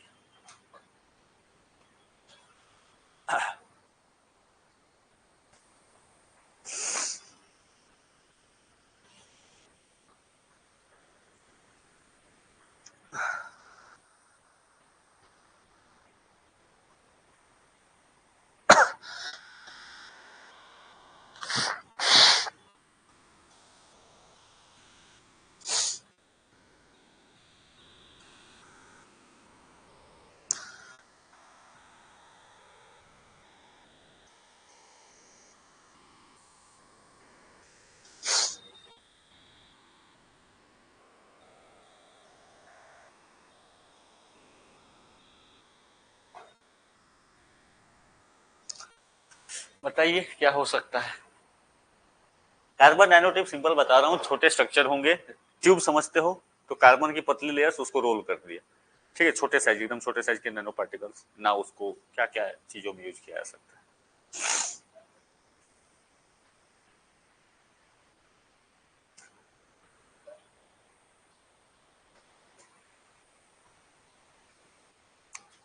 अभी तक जो कार्बन, हाँ जी, अभी तक जो कार्बन नैनो ट्यूब्स का यूज हुआ है, वो आपको ऑप्शन 2 छोड़ करके बाकी चारों जो है, तीनों स्टेटमेंट जो है, दोज आर करेक्ट। ठीक है, so it can be used as carrier of drugs and antigens in the human body, obviously it can be done. ठीक है, तो नैनो टेक्नोलॉजी का यूज जो है वो कैरियर के फॉर्म, हाँ वो अभी मुश्किल है, अभी हुआ नहीं है। ठीक है, फ्यूचर में कुछ बना दें यूज करके तो अलग चीज है। अभी आपको ऐसा कुछ नहीं बना है कि आप आर्टिफिशियल ब्लड कैपिलरीज उससे बनाओगे। ठीक है, आर्टिफिशियल ब्लड कैपिलरीज बनाओगे भी तो उसको वहां पर पहुंचाना और लगाना वो थोड़ा मुश्किल काम है। हाँ जी, आर्टिफिशियल ब्लड बनाया गया है ना, ये आर्टिफिशियल ब्लड कैपिलरीज की बात हो रही है। हाँ जी, ऑब्वियसली ऑब्वियसली ऑब्वियसली कुछ चीजें उसमें होती हैं, ऑब्वियसली वो चीजें हैं, मैं यहाँ पे कह रहा हूँ ब्लड कैपिलरीज की बात हो रही है, नस बनाने की, या उसको क्या बोलते हैं, आर्टरीज एंड वेन्स बनाने की बात हो रही है, तो वो अभी के लिए पॉसिबल नहीं है।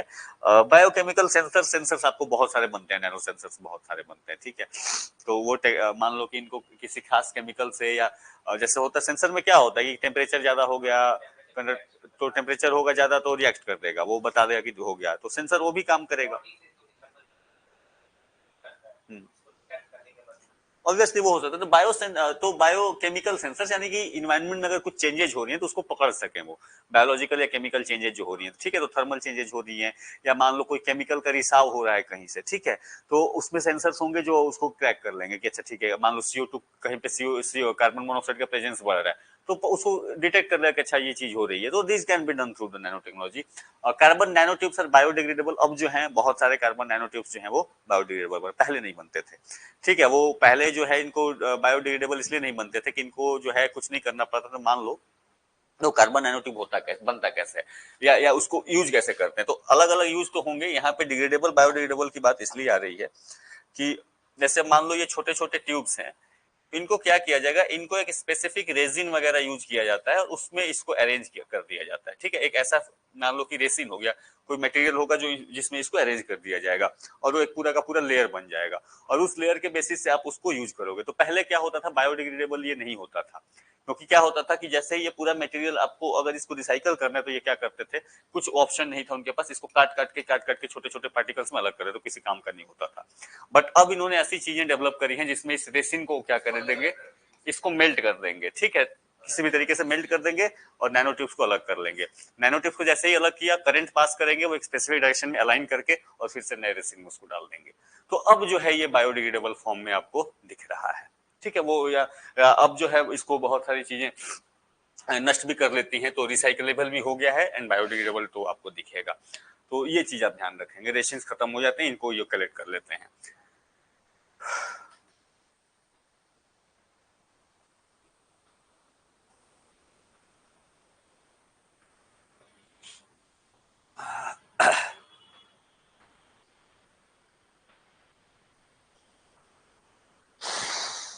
अच्छा, बायोडिग्रेडेबल एक चीज कंफ्यूज मत करना, बायोडिग्रेडेबल का मतलब क्या है कि इन्वायरमेंट में खुद से वो इन्वायरमेंट को नुकसान ना पहुंचाए, दैट्स द बायोडिग्रेडेबल। ठीक है, रिसाइकलेबल का मतलब जो मैंने आपको बताया, तो बायोडिग्रेडेबल भी है, कार्बन नैनोट्यूब्स होंगे। अगर सोचो, जस्ट इमेजिन करो कि अगर, हाँ जी, बायोडिग्रेडेबल नहीं होता यानी कि नुकसान नहीं अगर नुकसान वो पहुंचाता तो डेफिनेटली आप ड्रग डिलीवरी वगैरह के लिए यूज नहीं करते। जस्ट थिंक, आप ड्रग डिलीवरी के लिए भेज रहे हो उसको और वो बायोडिग्रेडेबल नहीं है, वो रह जाएगा वहीं पे, तो ऑब्वियसली ना टॉक्सिक हो जाएगा, खराब करेगा आपको। तो धीरे धीरे वो क्या कर जाएगा, इन्वायरमेंट में खुद ही नष्ट हो जाएगा। तो जस्ट लॉजिक लगा लेने का हो जाएगा वो। ये बताओ, carbon fibres are used in the manufacture of components used in automobiles and aircraft, ये तो हो गया है। ठीक है, carbon fibres once used can not be recycled, not possible, recycle होते हैं आज की डेट में। ठीक है, कार्बन फाइबर जो है ये रिसाइकल होते हैं, अब वो पहले वाली बात नहीं रही। हाँ, अब जो है इस पेपर का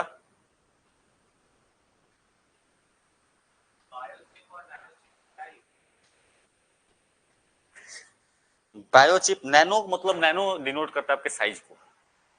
बायोचिप जो है आज के डेट में जो बायोचिप्स बन रही हैं, बताओ बताओ। नहीं, ये एक टेक्नोलॉजी है जिसको कहते हैं ऑर्गेन ऑन चिप टेक्नोलॉजी। देखो, बायोचिप दो तरीके से हो सकता है, एक तो ये कि बायोलॉजिकल मटेरियल्स का यूज करके, नेचुरल मटेरियल्स यूज करके आप बना रहे हो चिप, बट वैसा अभी तक पॉसिबल नहीं है। दूसरा जो है ऑर्गेन ऑन चिप करके एक टेक्नोलॉजी है जिसको लोग बायोलॉजिकल चिप के डायरेक्शन से जोड़ रहे हैं। ऑर्गेन ऑन चिप टेक्नोलॉजी क्या है कि बहुत सारी रिसर्च करने के लिए, मान लो हमें किडनी पे आपको टेस्ट करना हो कि कौन सा ड्रग कैसा काम करे, तो आपके पास क्या ऑप्शन है, या तो किसी मरे हुए के लेके आओ, उसकी भी किडनी काम नहीं कर रही होगी तो आप किसी जिंदा इंसान को उठाओ, नहीं आप जिंदा इंसान को उठा के टेस्ट करोगे कि ये ड्रग कितना सही काम कर रहा है। अगर वो भी फेल हो गया, इधर उधर हो गया, तो फिर आपकी कहानी जो है फंस जाएगी। तो इन्होंने क्या किया, इन्होंने ऐसे कह सकते हो कि चिप के बेसिस पे, चिप पे एक तरीके से किडनी को डिजाइन किया, जिस तरीके से किडनी फंक्शन करता है उसी तरीके से उस चिप पे वो ऑर्गन बनाया जाएगा जो कि उस तरीके से फंक्शन करेगा। बट हमारी बॉडी पावर होती है पता नहीं कैसे, ठीक है, हम मतलब मेटाबॉलिज्म के थ्रू हम एनर्जी प्रोड्यूस करते हैं, पावर होती है। बट उस वो जो ऑर्गन बनाया गया है, आर्टिफिशियल ऑर्गन बनाया गया, वो पावर कैसे होगा, वो पावर होगा थ्रू दैट चिप।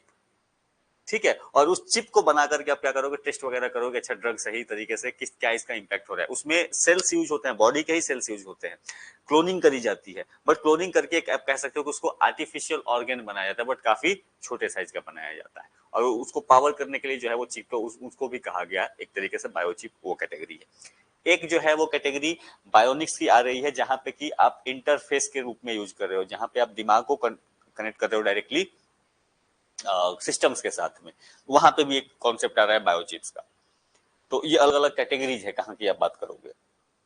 हाँ जी, न्यूरल लिंक वाली जो आइडिया है, ठीक है, तो वहां पे भी आपको इस तरीके की आइडिया जो है आपको देखने को मिल रही है, अलग अलग है। नैनो, सिंपल सी में नैनो चिप है, वो साइज की बात कर रहा है, वो और कुछ नहीं बता रहा है।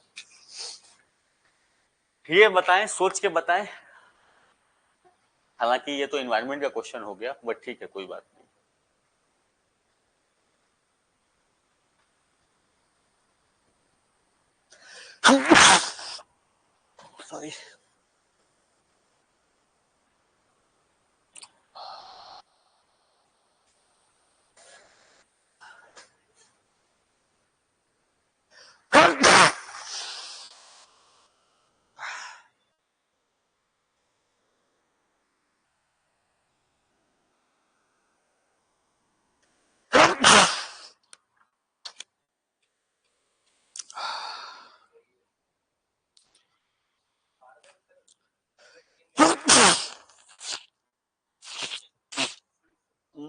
क्या बोल रहे?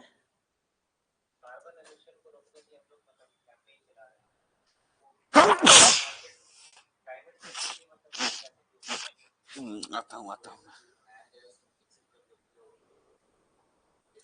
अभी कोई मुझे देखेगा तो कहेगा इसको मार किसी ने पीट पाट दिया है। ठीक है, यही होता है मेरे साथ। मेरी जब सर्दी पड़ती है ना, बहुत एक्सट्रीम चला जाता है मेरा। चलो,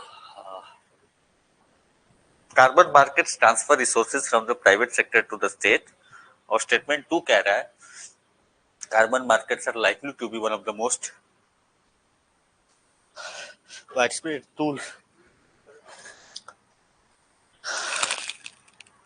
देखो, कार्बन मार्केट्स को पहले समझो, आ जाने दो उसको, वरना बाद में कहेगा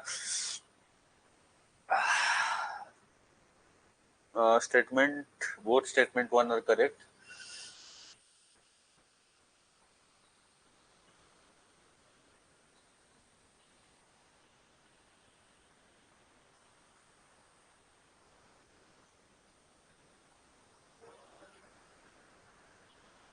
हाँ जी, दोनों लग रहा है।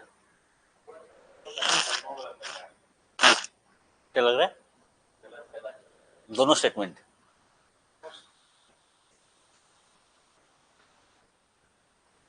देखो, पहली चीज ये है कि कार्बन मार्केट है क्या। तो जब तक आपको कार्बन कार्बन कार्बन मार्केट जब तक आपको नहीं पता तो होगा कैसे।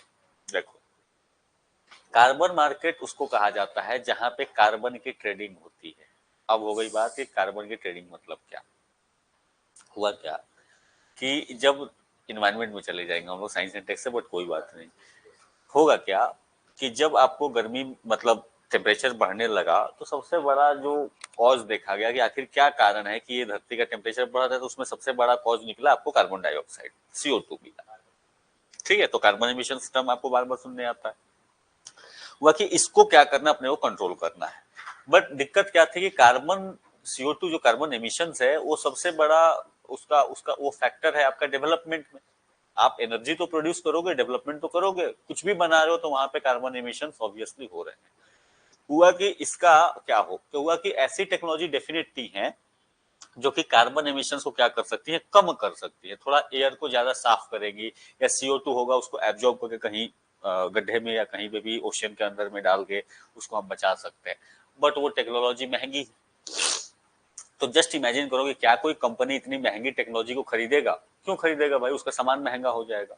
तो वो बोलेगा CO2 एमिशन हो रहा है तो होने दो, मैं क्यों करूं, मैं क्यों चिंता करूं। इवन एज अ कंट्री हम क्यों उस पर फोकस करें, क्योंकि अगर हम ऐसा करते हैं, हम अपने अपनी इंडस्ट्रीज को बोलते हैं कि नहीं नहीं आप कार्बन एमिशन को कंट्रोल करो, अगर वो सामान खरीदेंगे तो उनका प्रोडक्ट महंगा हो जाएगा।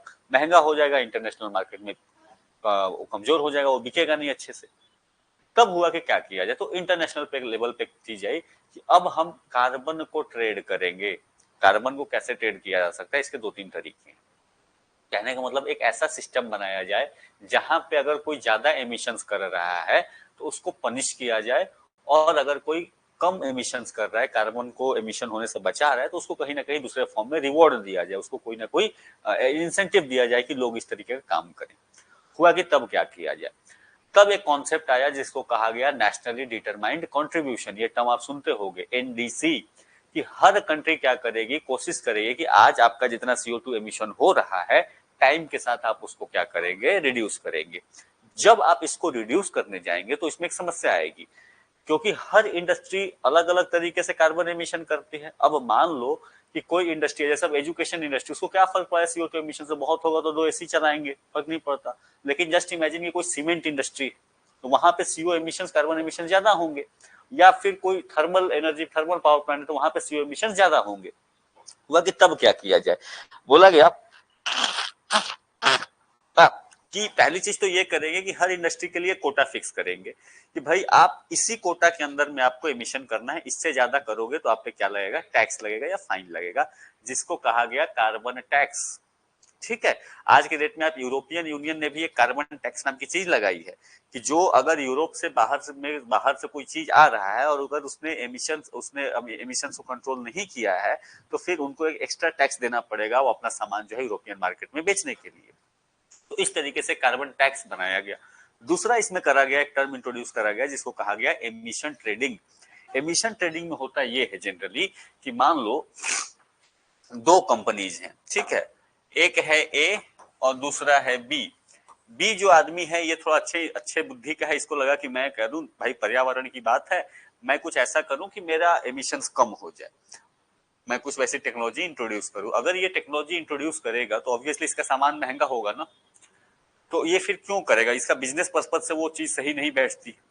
लेकिन गवर्नमेंट ने काम कर दिया था, गवर्नमेंट ने कह दिया था कि भाई देखो आप भी 100 केजी CO2 एमिट कर सकते हो, आप भी 100 केजी एमिट कर सकते हो, इससे ज्यादा इससे कम, इससे ज्यादा आप लोग नहीं कर सकते, इससे ज्यादा करोगे तो फाइन देना पड़ेगा और फाइन बहुत भारी होगा।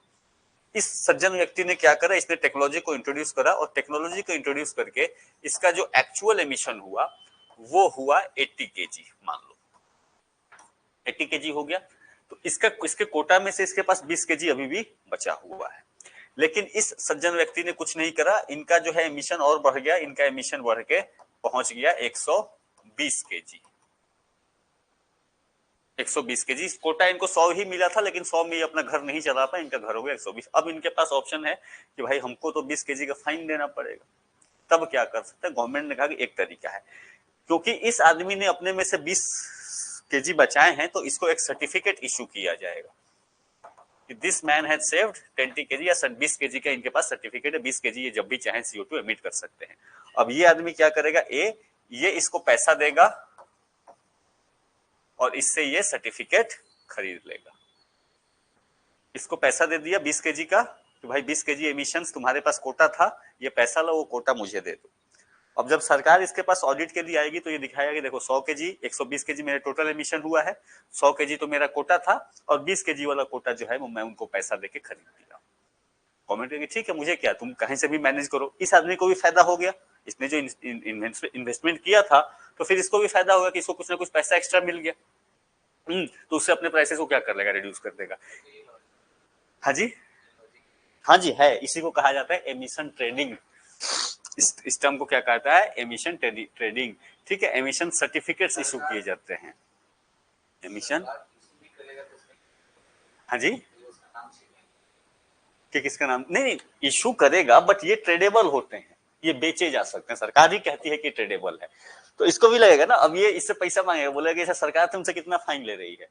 मान लो इसको ये सारा कुछ करने में लगा है 40 रुपए, जस्ट एन एग्जाम्पल बता रहा हूँ, ये सब कुछ करने में इसको 40 रुपए कॉस्ट पड़ा है, या पर ईयर के हिसाब से 40 रुपए कॉस्ट पड़ रहा है इसको।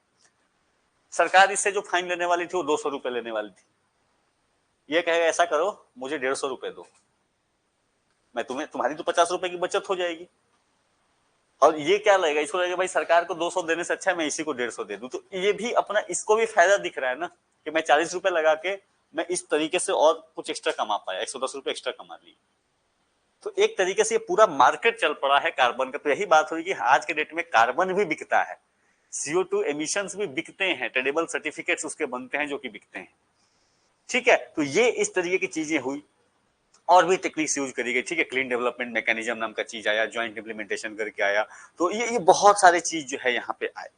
तो बेसिकली अब क्या हो रहा है कि अगर ये एमिशन अपने से ज्यादा करता, एमिशन अपने से ज्यादा करता तो इसको सरकार को क्या करना पड़ता था, टैक्स देना पड़ता। तो सरकार ने सिंपली कह दिया कि आपका जो कोटा है, कोटा से ज्यादा करोगे तो आपको टैक्स देना पड़ेगा। तो ये कार्बन मार्केट्स, ये भी कार्बन मार्केट्स का एक एग्जांपल है, कार्बन टैक्स, एक टर्म इंट्रोड्यूस किया गया कार्बन टैक्स। ठीक है, ये एक्स्ट्रा टैक्स, जैसे मैंने आपको यूरोपियन यूनियन को एग्जांपल दिया कि उन्होंने इंट्रोड्यूस किया है। तो कार्बन टैक्स क्या करा actually, this is transferring resources from the private sector to the state. Private sector ने मिशन करा तो वहां से पैसा स्टेट उससे एक्स्ट्रा कलेक्ट कर रही है। तो obviously this is true, carbon markets का एक तरीका, नॉट द ओनली, एक इसका एकमात्र पर्पस यही नहीं है कि ये क्या करे, ये प्राइवेट सेक्टर से स्टेट के पास पैसा ट्रांसफर करे, बट इसका एक कंपोनेंट डेफिनेटली है कि अगर आप जरूरत से ज्यादा एमिशंस करोगे तो आपको क्या करना पड़ेगा, आपको कुछ पैसा सरकार को देना पड़ेगा, और सरकार उस पैसे का यूज करेगी, मान लो रिन्यूएबल एनर्जी के लिए या पेड़ पौधे लगाने के लिए या जिस चीज के लिए भी करे, बट सरकार उसका क्या करेगी, यूज करेगी। ठीक है, तो एक तरीका ये डेफिनेटली ट्रू है। दूसरा जो है, carbon markets are likely to be one of the most widespread tool, it's not likely to be, it is one of the most important tool. ठीक है, आज के डेट में कार्बन जो मार्केट है ये काफी one of the most widespread tool जो है ये हो चुका है in the fight against climate change. जैसे एमिशन ट्रेडिंग की मैंने बात करी, तब इसमें क्या हुआ कि देशों के भी कोटा फिक्स किए गए थे कि देश भी क्या करेंगे भाई, अपना एमिशन ट्रेडिंग ये देश के लेवल पे भी होने लगा, तो ए बी की जगह पे इंडिया और जापान कर दो।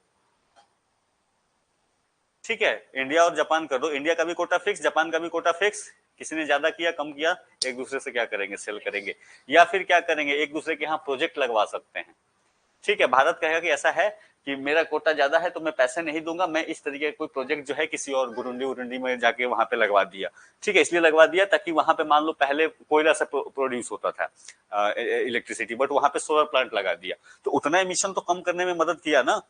तो इस तरीके की अलग अलग टेक्निक्स निकाली गई जो कि आपको क्लाइमेट चेंज से फाइट करेगी, तो डेफिनेटली ये सही है। लेकिन तो दोनों स्टेटमेंट सही है, इसमें कोई डाउट आपको नहीं है। अब सवाल है कि क्या statement 1 and statement 2 are correct, but statement 2 is the correct explanation for statement 1। देखो, अगर ये स्टेटमेंट 1 में होता और ये 2 में होता, तब फिर आपका ऑप्शन 1 होता करेक्ट। क्यों? क्योंकि इसको ये एक्सप्लेन कर रहा था, रीजन एक्सप्लेनेशन होना चाहिए ना। तो पहला एक्सप्लेनेशन मैंने क्या बोला, कार्बन मार्केट्स जो है ये क्लाइमेट चेंज में मदद कर रहे हैं। क्यों कर रहे हैं? तो क्योंकि कार्बन मार्केट जो है पैसे ट्रांसफर कराते हैं प्राइवेट सेक्टर से गवर्नमेंट सेक्टर के पास, तो वो फाइट कर सकती है। लेकिन इसने पहले बता दिया कार्बन मार्केट्स क्या करते हैं। ठीक है, कार्बन मार्केट्स का इसने तरीका एक्सप्लेन किया कि इससे पैसा ट्रांसफर हो रहा है एंड इससे हम क्या करेंगे, क्लाइमेट चेंज को फाइट करेंगे। तो अगेन इसने क्या कर दिया, असर्शन एंड रीजन में देखो स्टेटमेंट क्या दिया हुआ है, रीजन जो है वो पहला स्टेटमेंट है और असर्शन जो है that is the second statement. तो इसलिए जो है ये आपका स्टेटमेंट जो है करेक्ट एक्सप्लेनेशन है, दोनों सही। ठीक है, बट एक्सप्लेन नहीं कर रहा है। हाँ जी, बहुत सही है। ठीक है, बट यहाँ पे असर्शन रीजन के नजरिए से देखो। हाँ जी, असर्शन ये आपका रीजन दिया हुआ है, रीजन पहले दे दिया गया है, असर्शन बाद में दिया गया है। ठीक है, तो ये टर्म क्लियर रखेंगे। एक्सप्लेनेशन करेक्ट नहीं कर पा रहा है वो, बट आंसर जो है वो सही है।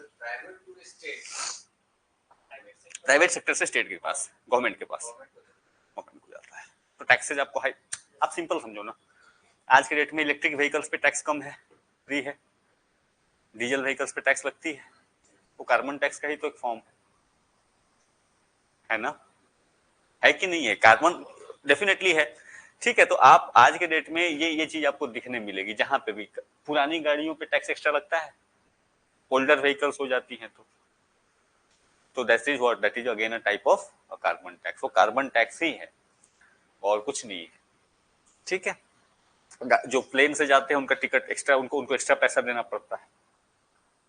क्यों? क्योंकि वो टैक्स आप ज्यादा एमिशन करा रहे हो, पर आदमी जो है आपका एमिशन जो है वो ज्यादा हो रहा है। तो डिफरेंट फॉर्म्स में वो कलेक्ट किया था, डायरेक्टली नहीं है कि जरूरी नहीं कि डायरेक्टली अच्छा ये कार्बन टैक्स। डायरेक्ट इंट्रोडक्शन अभी यूरोपियन यूनियन ने कराया, डायरेक्ट इंट्रोडक्शन कराया कि भाई आप अगर टैक्स ज्यादा, जैसे यूरोपियन यूनियन ने कहा कि मैं अपना जो इकोनॉमी है वो ग्रीन एनर्जी में ट्रांजिशन करूंगा, भारत भी करा है ऑब्वियसली, सबको सबने अपना टारगेट फिक्स किया है। बट उसमें यूरोपियन यूनियन का आइडिया ये था ना कि अगर मैं ग्रीन इकोनॉमी में ट्रांजिशन करूंगा तो ऑब्वियसली कॉस्ट लगेगा, उसके लिए पैसा लगेगा, तो कंपनीज का खर्चा बढ़ेगा। तो कंपनी का अगर खर्चा बढ़ेगा तो क्या होगा, कंपनी कहेंगे भाई मेरा प्रोडक्शन कॉस्ट ज्यादा हो रहा है, तो बाहर से कोई आके मेरे यहाँ सामान बेचेगा तो कम पैसे में बेच लेगा, तो मैं क्यों ना करूं, मैं अपना यहाँ से बेस हटा के कहीं दूसरे कंट्री में चला जाता हूँ, दूसरे कंट्री में चलूंगा, वहां टैक्स कम है, टैक्सेस कम है, प्रोडक्शन कॉस्ट मेरा कम आएगा, मैं वहां सामान बनाऊंगा लाके यूरोपियन यूनियन में बेचूंगा। यूरोपियन यूनियन को लगा कि भाई ऐसा तो दिक्कत हो जाएगा, फिर तो मेरे यहाँ से कंपनी जो बाहर जाने लगी। यूरोपियन यूनियन ने कहा कि एक काम करते हैं, एक नया टैक्स लगा दिया उन्होंने। ठीक है, ग्रीन टैक्स उन्होंने लगा दिया कि अगर मेरे यूरोपियन यूनियन से बाहर से कोई अगर माल आ रहा है और वहां पे उसने कार्बन एमिशन को कंट्रोल नहीं किया हुआ है, तो फिर उनको एक्स्ट्रा टैक्स मेरे यहाँ देना पड़ेगा, सामान का रेट बराबर हो जाएगा। ठीक है, तो ये जो है काउंटर चलते रहता है।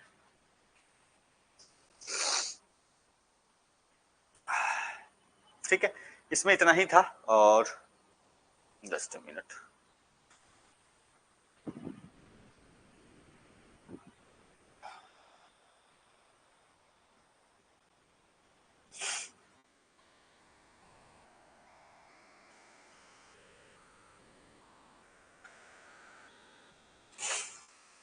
दो तीन क्वेश्चन करेंगे यहाँ से ज्यादा, क्योंकि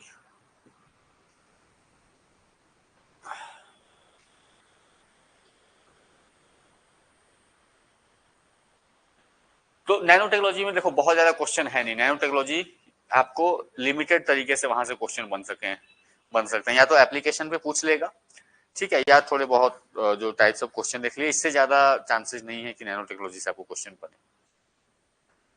एक जो बड़ा एरिया है that is of the biotechnology, ठीक है, और इसके बाद जो हम लोग स्टार्ट करेंगे अपने लेक्चर्स में भी तो बायोटेक्नोलॉजी से रिलेटेड करेंगे, ठीक है।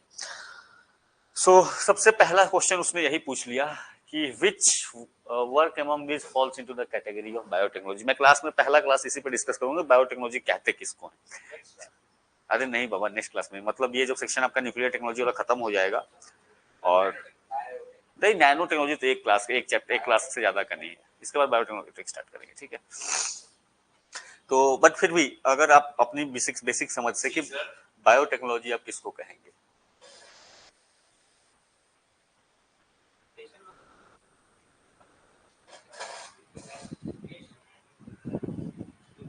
वो म्यूटेशन ही है, ठीक है। म्यूटिलेशन भी ऐसा सही टर्म है, म्यूटिलेशन मतलब उसको काटना, तोड़ना, ठीक है, चीरना, फाड़ना, ये सारी म्यूटिलेशन का पार्ट है।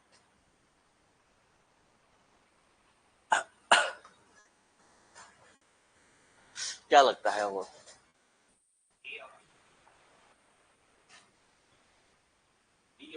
रुको रुको,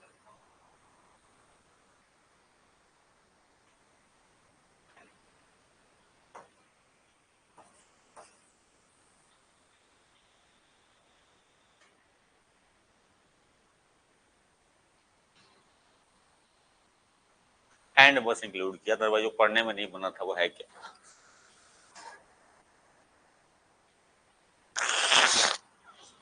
देखो, हाँ जी, जो ऑप्शन करेक्ट है दैट इज द ए। कारण ये है कि modernisation of the process of commercial industry to produce the goods used in bio exploration. Bio exploration का मतलब क्या है? बायोलॉजिकल चीजों को खोज रहे हैं, और बायोलॉजिकल चीजों को खोजने के लिए जो आपको डिवाइसेस चाहिए, जो सामान चाहिए, उसको आप बायोटेक्नोलॉजी डेफिनेटली नहीं कहेंगे। बायोटेक्नोलॉजी का सिंपल सा मतलब क्या है कि बायोलॉजिकल प्रोसेसेस को एक्सप्लॉइट करें हम टू प्रोड्यूस द गुड्स, या फिर हम अपने बेनिफिट के लिए जो भी बायोलॉजिकल प्रोसेसेस हैं उसकी टेक्निक्स को हम क्या करें? एक्सप्लॉइट करें, उसको यूज करें फॉर आवर ओन बेनिफिट्स। अब चाहे आप कमर्शियल बेनिफिट्स के लिए यूज कर रहे हो, आप हेल्थ बेनिफिट्स के लिए यूज कर रहे हो, किसी बेनिफिट्स के लिए यूज कर रहे हो, तो दैट्स द बेसिक आइडिया। अगर हम बात करें use of modern technology in research of biological mutation, obviously ये एक फील्ड होता है, ठीक है, कि आप मॉडर्न टेक्नोलॉजी का यूज कर रहे हो in the research of biological mutation, but again ये स्पेसिफिक, इससे आप कुछ डिराइव नहीं कर रहे हो। बायोटेक्नोलॉजी का पर्पस क्या हो रहा है? आप टेक्नोलॉजी का पर्पस क्या होता है? चीजों को डिराइव करना, ठीक है। तो म्यूटेशन वगैरह को आप डेफिनेटली स्टडी कर सकते हो, नो डाउट, बट यहाँ से आप डायरेक्टली कुछ डिराइव नहीं करो, मतलब डायरेक्ट यहाँ से आपको इंपैक्ट बनता हुआ नहीं दिख रहा है। अगर कोई ऑप्शन नहीं सही बैठेगा तो डेफिनेटली आप इसके साथ जाएंगे। लेकिन चौथा है use of industrial technology to increase the biosphere. इस टर्म का कोई सेंस नहीं बनता है, नहीं, अब बायोस्फीयर को बढ़ा रहे हो यूज करके इंडस्ट्रियल टेक्नोलॉजी का, तो कोई सेंस नहीं बनता है इसका कि ये क्या आप करना क्या चाहते हो। पहला ऑप्शन जो है यूज ऑफ द ऑर्गेनिज्म, या तो आप खुद में ऑर्गेनिज्म को यूज कर लो, और ऑफ देयर सबस्टांसेस, ठीक है, या उनसे कुछ चीजें प्रोड्यूस हो रही हैं आप उसको यूज कर रहे हो, which are gain by the manufacturing process. और इवन जो सब्सटेंसेस जो प्रोड्यूस कर रहे हैं, अगर खुद से नहीं करते, आप जबरदस्ती उनको इंडस्ट्री में प्रोड्यूस करवा रहे हो, and then you are using, ठीक है। सो डेफिनेटली यही जो है ये वन ऑफ द, आप कह सकते हो, ब्रांचेज ऑफ बायोटेक्नोलॉजी। बायोटेक्नोलॉजी का सिंपल सा मतलब क्या है कि बायोलॉजिकल प्रोसेस को आप एक्सप्लॉइट करो फॉर योर बेनिफिट। अब उसके लिए आप अलग अलग बायोटेक्नोलॉजी के सेक्शंस हैं, अलग अलग फील्ड्स हैं, ठीक है, ग्रीन बायोटेक्नोलॉजी है, ब्लू बायोटेक्नोलॉजी है, रेड बायोटेक्नोलॉजी है, तो अलग अलग। जैसे अब मान लो क्या हो रहा है कि आप, जैसे मुझे पता ही अच्छा, कोई बैक्टीरिया होता है जो कि एक स्पेसिफिक, उसके पास एक कैपेसिटी है कि वो अपने अपने अंदर के जो जेनेटिक मटेरियल वो प्लांट्स में डाल सकता है। जस्ट मुझे ये चीज पता चली, मैं बोला कि अच्छा अच्छा अच्छा, तो इससे तो अच्छा है, तो फिर इसका यूज करके, इस बैक्टीरिया का यूज करके मैं ह्यूमन के जीन्स में कुछ चीजें चाहूँ चेंज कराना, कुछ डालना, तो मैं करा सकता हूँ।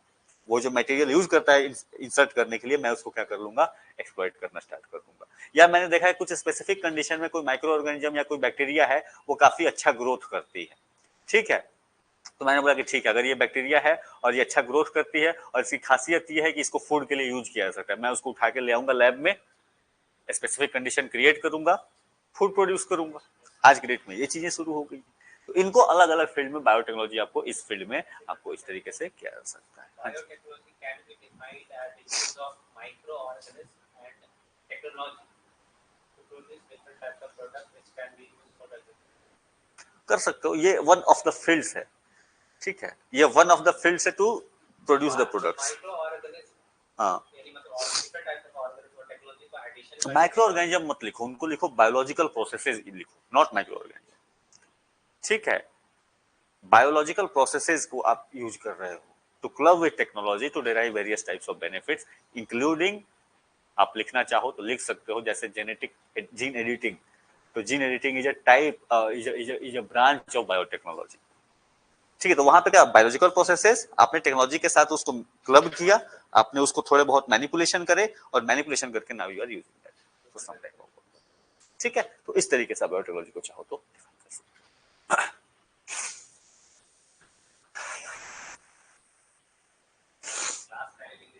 हाँ जी, अरे कैसे ले लूंगा, इसका क्लास तो मैं लूंगा ना, वो तो प्रोसेस मेरा चल ही रहा है, वो तो ऑब्वियसली एक एक करके ये सारी चीजें मैं डील करूंगा, ऐसा नहीं है कि नहीं करूंगा।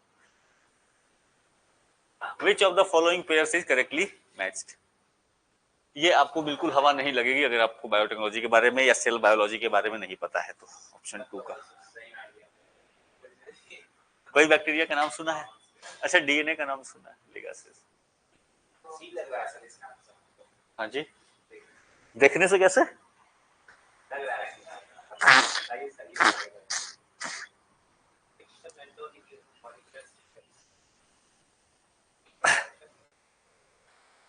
क्यों? क्योंकि वो बड़ा है काफी, नाम नहीं। देखो, डीएनए तो सिंपल सी आपका जो जेनेटिक मटेरियल है उसका एक पोर्शन को आप क्या कहते हैं, डीएनए कहते हैं, ठीक है। लिगास, अब डीएनए को मैनिपुलेट जब करना होता है यानी उसके साथ छेड़छाड़ करना होता है तो एक चीज करना पड़ेगा, आपको दो चीजों की जरूरत पड़ेगी। एक तो कैंची की जरूरत पड़ेगी, आप किसी डीएनए के एक स्पेसिफिक सेगमेंट को काटोगे, काट को अलग करोगे, काट के अलग करने के बाद उनको जोड़ने के लिए भी कुछ लगेगा, तो जिस जो काटने के लिए यूज होता है उसको सीजर्स कहा जाएगा, जो जोड़ने के लिए यूज होता है उसको क्या कहा जाएगा, स्टिचर्स कहा जाएगा। सिंपल सी बात है। अब डीएनए का तो खुद यहाँ पे जो है वो उसको उसको काटा जा रहा है, तो वो ऑब्वियसली वो मॉलिक्यूलर सीजर नहीं काम बन रहा होगा। हाँ जी, ठीक है। इसके बाद ये जो एंडोन्यूक्लियसेज होते हैं, नॉट ओनली रिस्ट्रिक्शन, कोई भी एंडोन्यूक्लियस होगा, जैसे जिंक न्यूक्लियस होते हैं या और भी न्यूक्लियस होते हैं, इनका पर्पस होता है काटना, ठीक है। या हम डील करेंगे जो ये टेक्नोलॉजी है कैसे यूज होती है। तो डीएनए के स्पेसिफिक सेगमेंट्स को काटने का जो काम करती हैं, those are done by this endonucleases, या कोई भी न्यूक्लियस होगा, जिंक फिंगर न्यूक्लियस करके होता है, अलग अलग न्यूक्लियस होते हैं, तो उसका यूज करके क्या किया जाता है, इसको काटा जाता है। तो ऑप्शन में आपके पास लिगासेज बच गया, ठीक है। काटने वाला काम मैंने बता दिया कि सीजर्स का काम कौन कर रहा है, एंडोन्यूक्लियस कर रहा है। तो ऑब्वियसली जो लिगासेज होते हैं उनका काम क्या होता है, मॉलिक्यूलर स्टेजेस। तो काटने के बाद एंडोन्यूक्लियस उसको क्या करेगा, जीन के स्पेसिफिक पोर्शन को काट के अलग करेगा, और जो लिगासेज है उसको लाके चिपकाने का काम जो है, एक दूसरे से अटैच करने का काम लिगासेज करती है। तो ये थोड़ा सा ऑब्वियसली डीएनए टेक्नोलॉजी काफी डीप में ये आपसे पूछ लिया है। नहीं नहीं नहीं, डी नहीं होगा बाबा, सी सी लिगासेज मॉलिक्यूलर स्टिचर्स, स्टिच बताने के बाद भी गलत कर रहे हो, ठीक है। तो लिगासेज जो है 2000 मॉलिक्यूलर स्टिचर्स, ठीक है। ये बताओ, ये थोड़ा सा आप चाहोगे तो कर पाओगे। हाँ जी, स्ट्रीशिया कोलियन agrobacterium, okay. Genetic engineering experiments में किसका यूज किया जाता है? सो इसका जो करेक्ट आंसर है that is the B, obviously, क्योंकि अगर आप देखोगे जो बाकी ऑप्शंस हैं,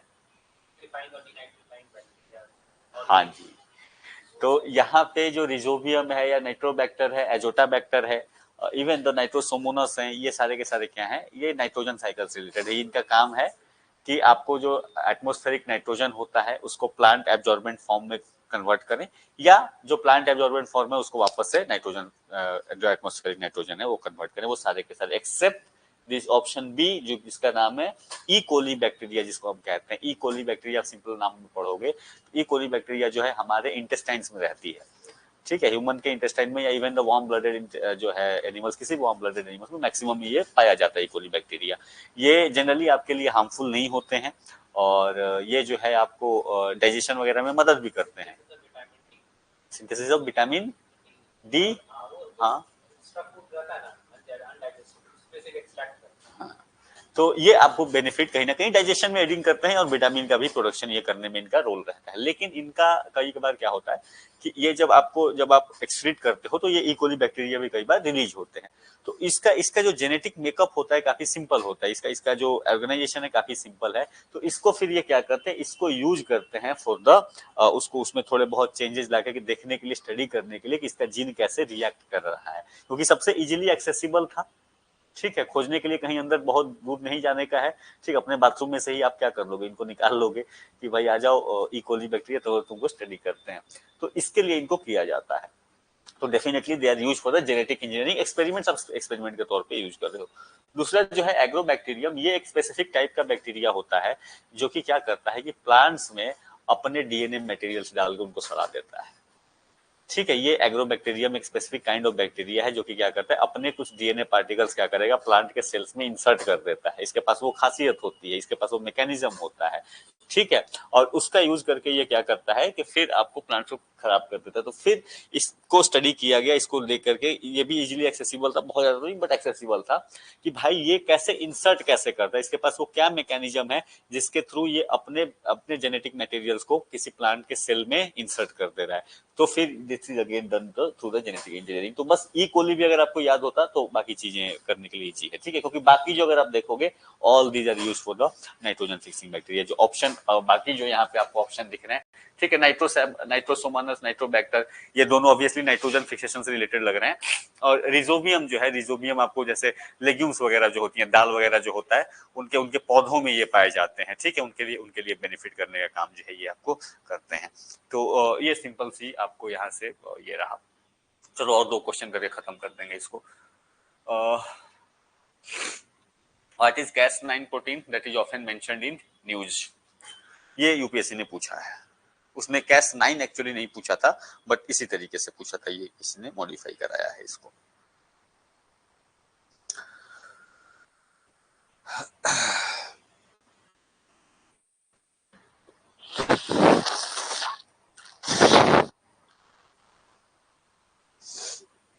अभी मैं पानी नहीं पी रहा हूँ, मुझे प्यास लगा, मुझे पानी पीऊंगा, उसके बाद मुझे स्नीजिंग जो स्टार्ट होगी अभी भयानक वाली शुरू होती है।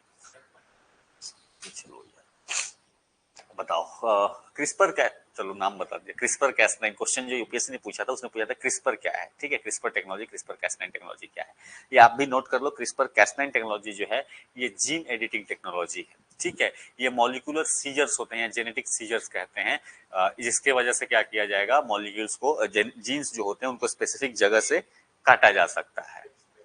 हाँ जी, नहीं नहीं नहीं, ये ह्यूमंस के लिए, किसी के जीन्स के लिए यूज किया जाता है। ठीक है, इसको मैं पढ़ाऊंगा, इसको डेफिनेटली पढ़ाऊंगा, क्योंकि ये कंटेम्पररी टर्म है, इसको डिटेल में मैं पढ़ाऊंगा। क्रिस्पर कैस9 पूरा लिखना। क्रिस्पर कैस9 जो टेक्नोलॉजी है, इसका यूज होता है, ऑप्शन ए है, ये एक मॉलिक्यूलर सीजर्स है जिसका पर्पस क्या है कि जीन्स को एक स्पेसिफिक जगह से काटना। तो जीन को एडिट करना है तो आपको एक स्पेसिफिक जगह से उसको काटना पड़ेगा, तो उसके लिए इसका यूज किया जाता है। ठीक है, तो पहले जो है, जो पहले के न्यूक्लियस वगैरह यूज होते थे वो इतने सटीक नहीं थे, वो कहीं काटने का कहीं भी काट सकते थे, तो गड़बड़ कर देते थे कई बार। ठीक है, तो किसी को कहना है, मान लो किसी इंसान में कोई, जस्ट जस्ट फॉर आपको समझाने के लिए, कि किसी में है मान लो समस्या कि उसकी जेनेटिक इश्यू ये है कि उसको रोशनी नहीं है आंखों में। ठीक है, आप उसको एडिट करने गए, ठीक करने गए, पता चला गलत जगह से जीन को एडिट कर दिया। ठीक है, तो पहले तो आंख ही नहीं था, अब कान भी गया उसका। तो ऐसी ऐसी घटनाएं हो जाती थी। तो फिर ये जो है आपने क्रिस्पर कैस9 की टेक्निक डेवलप की, जिससे आप जहां से काटना चाहते हो वहीं से उसको कट करोगे। ठीक है, एडिट करोगे उसको। तो ये इसका ये टर्म काफी फेमस है, आज के डेट में काफी फेमसली ये यूज होता है। ऑप्शन ए है ये। ठीक है, हाँ जी, किसी के लिए यूज हो सकता है, ह्यूमन के लिए, किसी किसी भी जीन को एडिट कर सकता है। ठीक है, किसी के भी जीन को एडिट किया जा सकता है,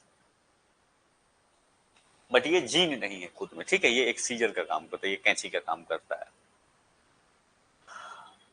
चलो, इसके बाद लास्ट क्वेश्चन आज के लिए, विच of the following is used in genetic engineering? यानी कि जीन्स को मैनिपुलेट करने के लिए किसका यूज होता है? Plastid, plasmid, mitochondria, रिबोसोम्स।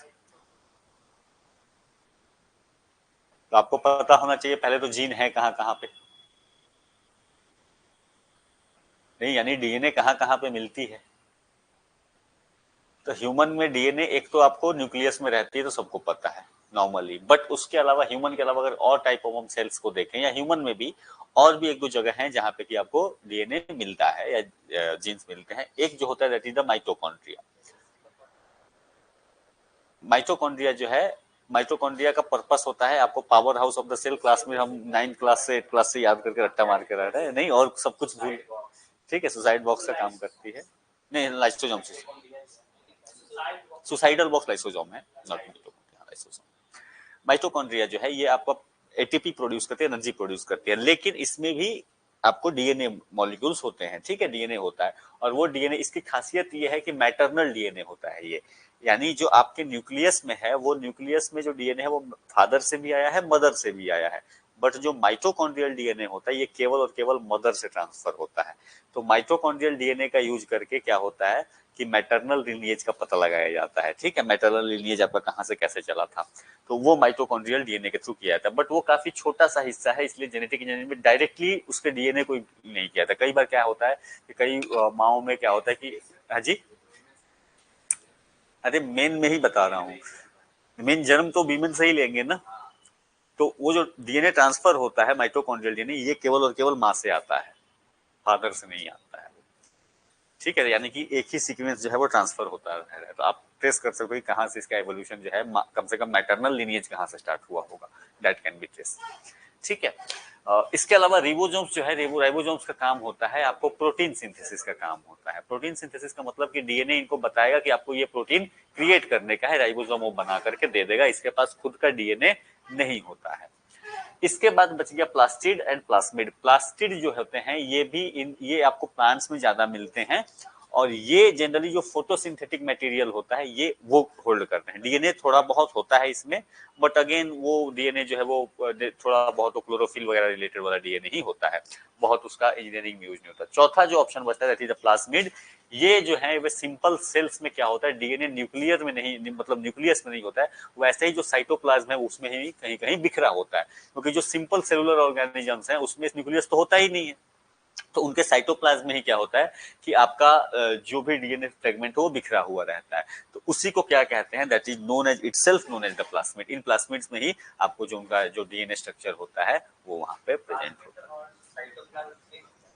नहीं, प्लाज्म साइटोप्लाज्म वो लिक्विड है, और प्लाज्मिड उस लिक्विड में पाए जाने वाले छोटे छोटे डीएनए के फ्रेगमेंट्स, उसको प्लाज्मिड कहा जाता है। ठीक है, तो प्लाज्मा ऑब्वियसली देखो ना, प्लाज्मा, साइटोप्लाज्म क्या है, प्लाज्मा ही है। हमने प्लाज्मा मेम्ब्रेन जब आप पढ़ते हो, साइटोप्लाज्म को जो घेरे हुए तो प्लाज्मा मेम्ब्रेन कहते हैं। तो प्लाज्मा और प्लाज्मा में पाए जाने वाले ऑर्गेनेल्स को क्या कहा जाता है, प्लाज्मिड कहा जाता है। एक स्पेसिफिक टाइप ऑफ ऑर्गेनेल्स है जो कि थोड़े बहुत डीएनए के फ्रेगमेंट्स उसमें क्या रहते हैं। ठीक है, ये सिंपल ऑर्गेनिज्म हम में नहीं मिलेगा। ठीक है, हमें हमको भी हमारी सेल स्ट्रक्चर जो है वो काफी डेवलप है, हमें डेफिनेटली नहीं मिलेगा, बट लोअर ऑर्गेनिजम्स में इन्हीं से आपका जो है आपका यूज होता है। तो जैसे ही आप 3 को बाहर करोगे, आज के डेट में हालांकि माइटोकॉन्ड्रिया, लेकिन माइटोकॉन्ड्रिया के डीएनए के साथ छेड़छाड़ नहीं हो रही है। अब आज की डेट में एक टेक्नोलॉजी आ गई जिसको कहते हैं माइटोकॉन्ड्रिया रिप्लेसमेंट थेरेपी, एमआरटी। उसमें क्या हो रहा है कि कई माओ में ये दिक्कत होती है, उनका माइटोकॉन्ड्रिया डिफेक्टिव होता है। तो क्या किया जाता है कि बच्चे के जन्म के दौरान उसके जो जो बच्चा भ्रूण होता है, एम्ब्रियो होता है, उसके उसमें जेनेटिक इंजीनियरिंग कर दी जाती है, और माँ वाला जो या नॉट भ्रूण, हाँ जी, हाँ उनका माइटोकॉन्ड्रिया खराब होता है, थोड़ा इम्पैक्ट करता है, तो उसको उस माइटोकॉन्ड्रिया को जो है आपको जो फर्टिलाइज्ड एग होता है उसी में से रिमूव कर दिया जाता है, और किसी डोनर का माइटोकॉन्ड्रिया उसमें क्या कर दिया जाता है, इंजेक्ट किया जाता है, जिसको आज के डेट में एक टर्म यूज होता है, 3 parent baby, not surrogacy, 3 parent baby. ठीक है, कि 3 पेरेंट से बना हुआ बच्चा, तो उसमें क्या होता है, आपका एग किसी और का, स्पर्म किसी और का, और माइटोकॉन्ड्रिया जो है वो किसी और का यूज होता है। ठीक है, तो 3 पेरेंट बेबी जो है कॉन्सेप्ट ये यूज होता है। ठीक है, तो आएंगे ये सारी चीजें डिस्कस करेंगे, बट इसके लिए आपको इतना ही था। ठीक है, आज के लिए रहने देते हैं, फिर आगे जो है कंटिन्यू करेंगे।